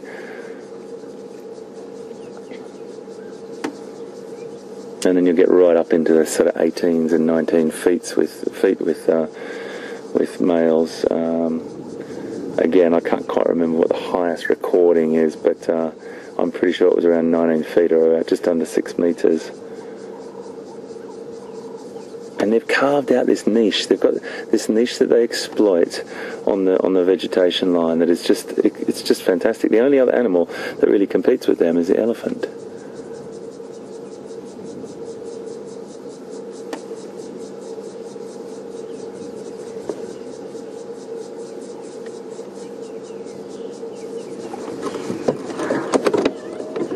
So what we're going to do is I think we'll leave her be. I don't want to go up any closer to her because if I drive past her, she's going to move out of the way. She's standing in a nice shady spot there. I'm going to let her be and I'll turn around. And I think that's one of the things that we do when we watch wildlife is we're part of their habitat or their ecosystem. We're invited guests, maybe not invited all the time, but we do come into their habitat, and it's nice to sometimes let them have the control, and we just work around them. It's great stuff. That's what it's all about. Key to success there is driving into their habitat and watching them behave naturally. So I'm just going to sneak back down this road and head over the other side and see what we can come across. Again, just getting to know the roads and things, folks, but it's so fantastic to be back, and as I said, thank you very much for all being here this morning.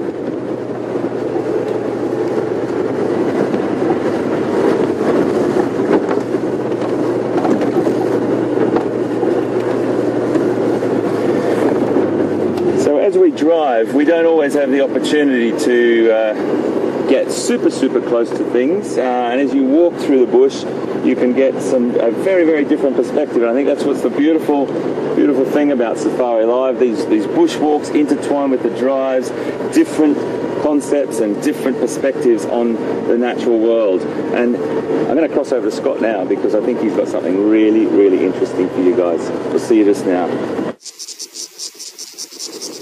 Welcome back, everyone. And finally, we get to show you some cicadas. I'm making this loud crut noise. Jeandré, I've just spotted another one that might be even better to try and show everyone. It's just down to our left over here. And we've been hearing them so much, but this is the first time we've actually been able to show them to you. This one over here is quite a lot closer. You got it there, Jeandré. And let's hope it continues to call. You'll see their bottom shaking wildly as they do call. This one isn't currently calling, but it may join in the chorus shortly.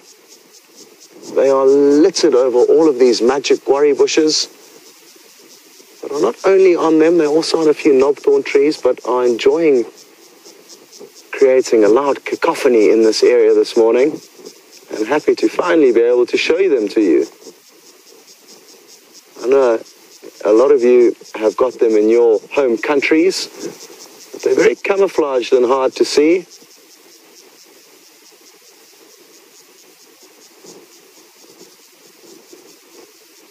And it really is wonderful to hear all of them calling, and not only to hear them, just to find them for a change. This one, has it started? No, I don't think it has just yet. We've been moving very silently through this area. There's quite a lot of fresh elephant sign here, and it's getting quite thick. As you can see, we're approaching a riverbed, so taking it very slowly. And that's the great thing about being on foot. The slower you move, the smaller, finer details you begin to pick up. One thing that we've also noticed is that the wind is also beginning to blow quite a lot more, although at the moment we're not in the windiest of areas, but the wind is beginning to swirl a lot more, so we're taking that into consideration as we're walking along. And we're going to continue now down into this drainage, so come along with us and let's see if we can find you anything else before we send you back to Hayden and what sounds like a great giraffe sighting. Very happy that he's got to see the giraffe already. It's one of his favorite animals, so that's good news.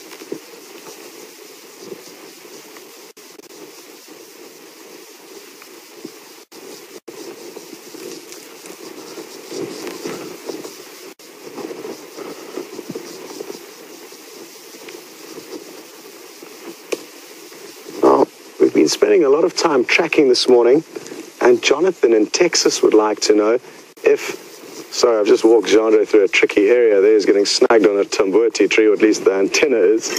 That's why I needed to reverse temporarily. Sorry though, Jonathan in Texas. And you've asked a good question on the topic of tracking, which we've been doing quite a lot of this morning. And he would like to know if I've ever been completely stumped by a fresh track.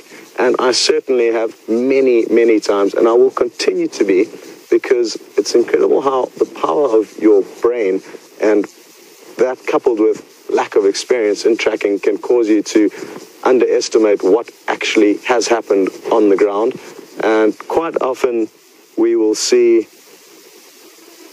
different tracks that we're not entirely sure of.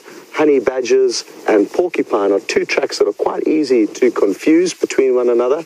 So that's an example of some tracks that are very clear but maybe difficult to distinguish, especially if you are starting out as a tracker. Anyway, good to hear from you, John, and we're going to send you back to Hayden and catch up a little bit later.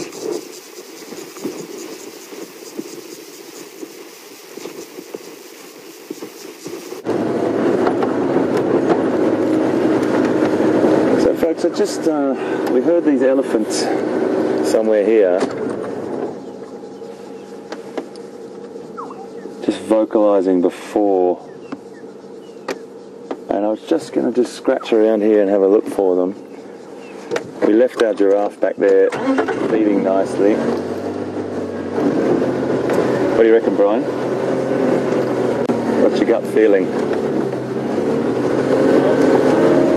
Is that right? Just have a little poke around down here, folks, and see if we can find these ellies.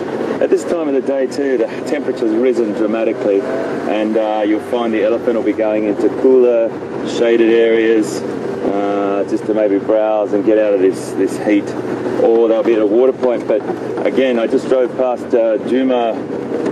past the main dam there.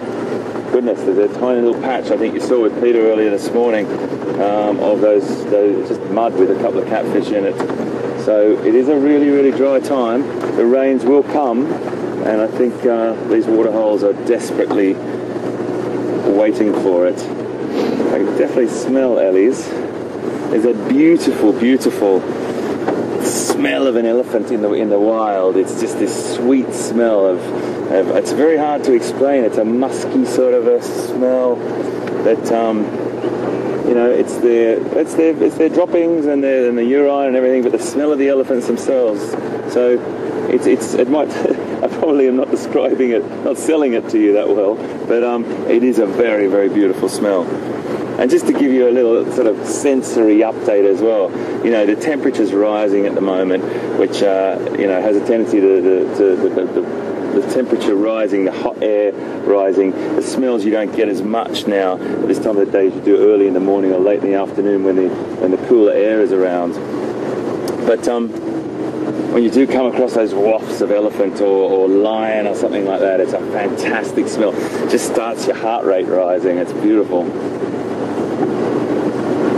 Gorgeous colour through here at the moment, a flush of green, beautiful flush of green that's come from those September rains, but there's more on the way.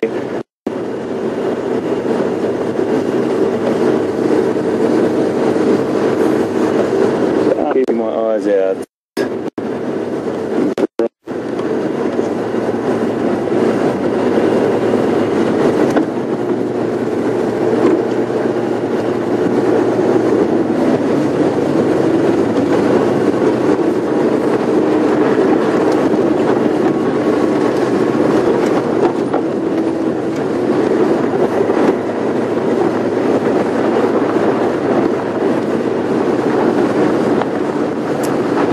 Heading down in this little dip here. Signal can be a little bit scratchy around here, folks, so I do apologise if we drop out, so please bear with me. I'll go nice and slow through.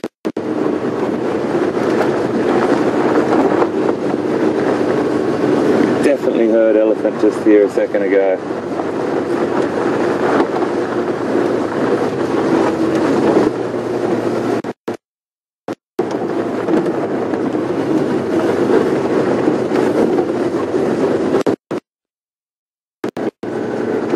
I'm going to just cross to Pieter quickly and get out of this dodgy little spot and then back to the left.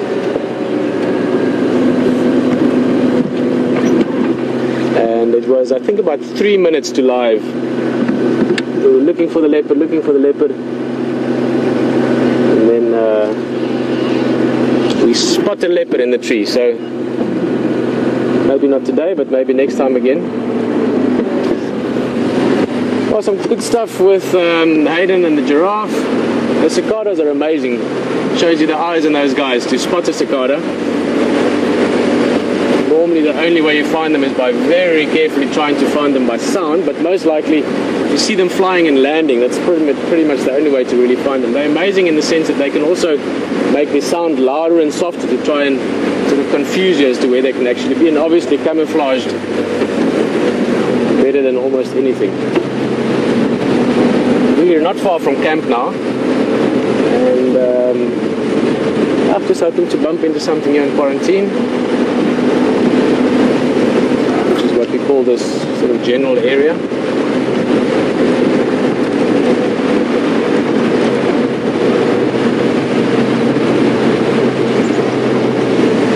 There's some dwarf mongoose calling.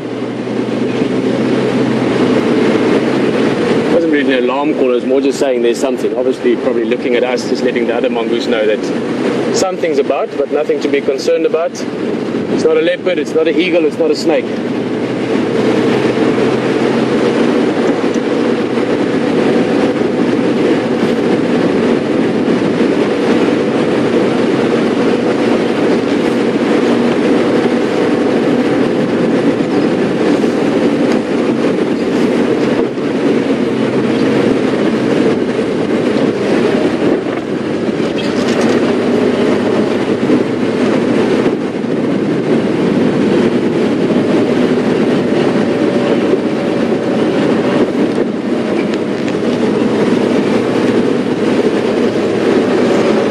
We lost signal there quite suddenly from Hayden. I believe you were busy talking about elephants and some of the sounds and communications they do and sounds they make. The radio is breaking up a little bit. I think it was Rory. Wium?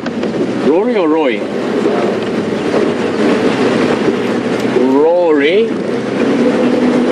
Rory from Wisconsin, just asking how do they make that sound. Well, they produce it or they magnify a lot of it in the trunk. So the trumpeting obviously is just like a trumpet, which is pretty much the trunk that they blow the sound through, and then the various other sounds can be amplified using the trunk as well. Speaking of giraffes that you were watching earlier, there's some giraffe up on the left-hand side here, which we'll get closer to just now.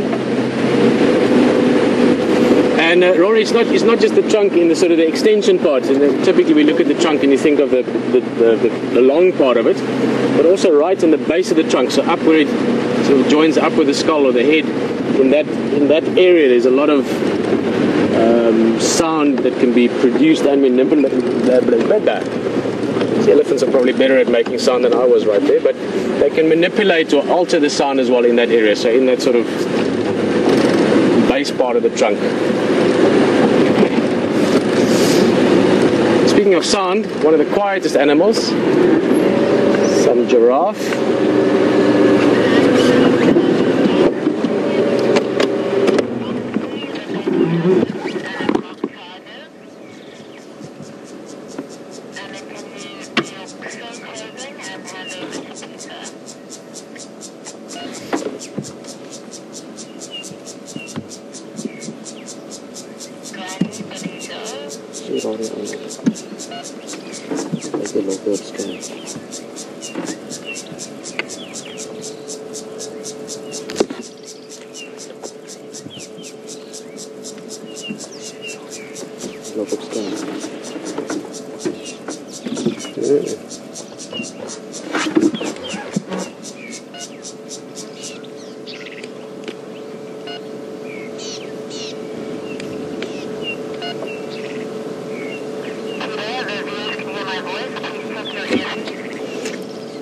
Okay guys, sorry, I was just uncertain about something there for a minute, but we are with these giraffe, and this is the same group that were close to camp early this morning.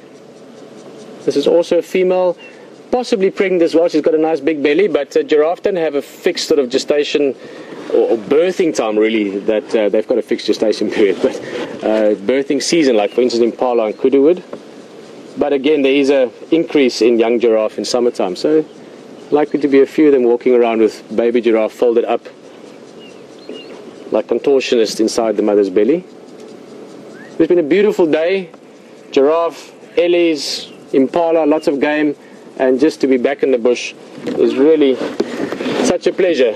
So very excited to be back here, and just a warm welcome again on the drive, and thank you so much for all the warm welcomes back here. So from myself, Peter, for now I'm going to say cheers. Looking forward to the drive this afternoon. Looking forward to really getting to the swing of things. Wium, always a pleasure to be on the vehicle with you. Everyone back in control room as well, and see you this afternoon. And with that, I'm going to stop stammering along. Hayden will say cheers to you. Bye bye.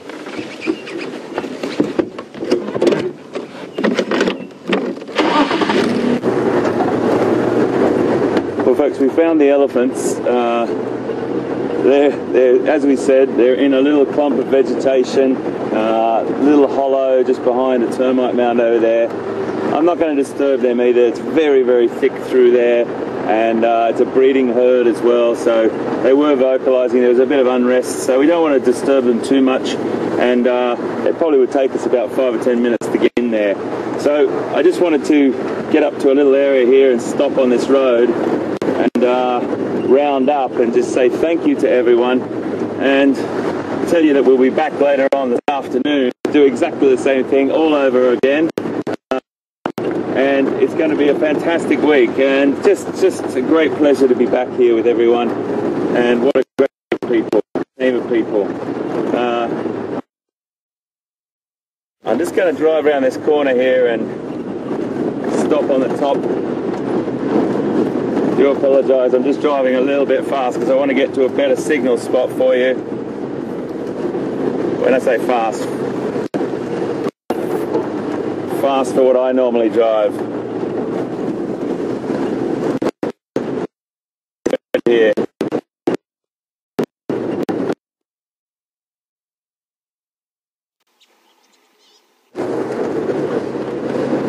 Because this road, for me,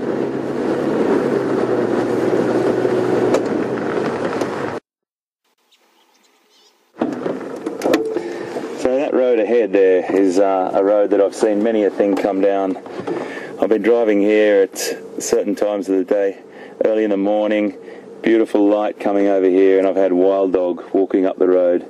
It's been quite an extraordinary sight. I've seen elephant walking up the road, I've seen lion walking up this road, and I've seen leopard crossing this road. You know, it's one of those roads that as soon as I pull onto it, it looks like it just goes on forever, and it's quite a beautiful place just to sit and finish today. Folks, I just want to tell you something that is really important to me. You know, you hear these incredible guides every single day, the likes of Jamie and James and Steph and Scott and Brent, and you know what, the information that they pour out of their souls is just unbelievable, overwhelming.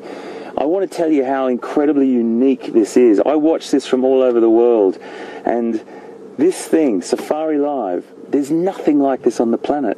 There is nothing like this going on anywhere else in the world. And for me to be part of this and just to have a reality check, to pinch myself, Brian and I, sitting here, our job to take you on Safari Live is a pretty incredible thing, and a bit of a leveler. Folks, it's been great. It's good to be back. We'll see you soon. You never know what's around the next corner. Thanks for watching.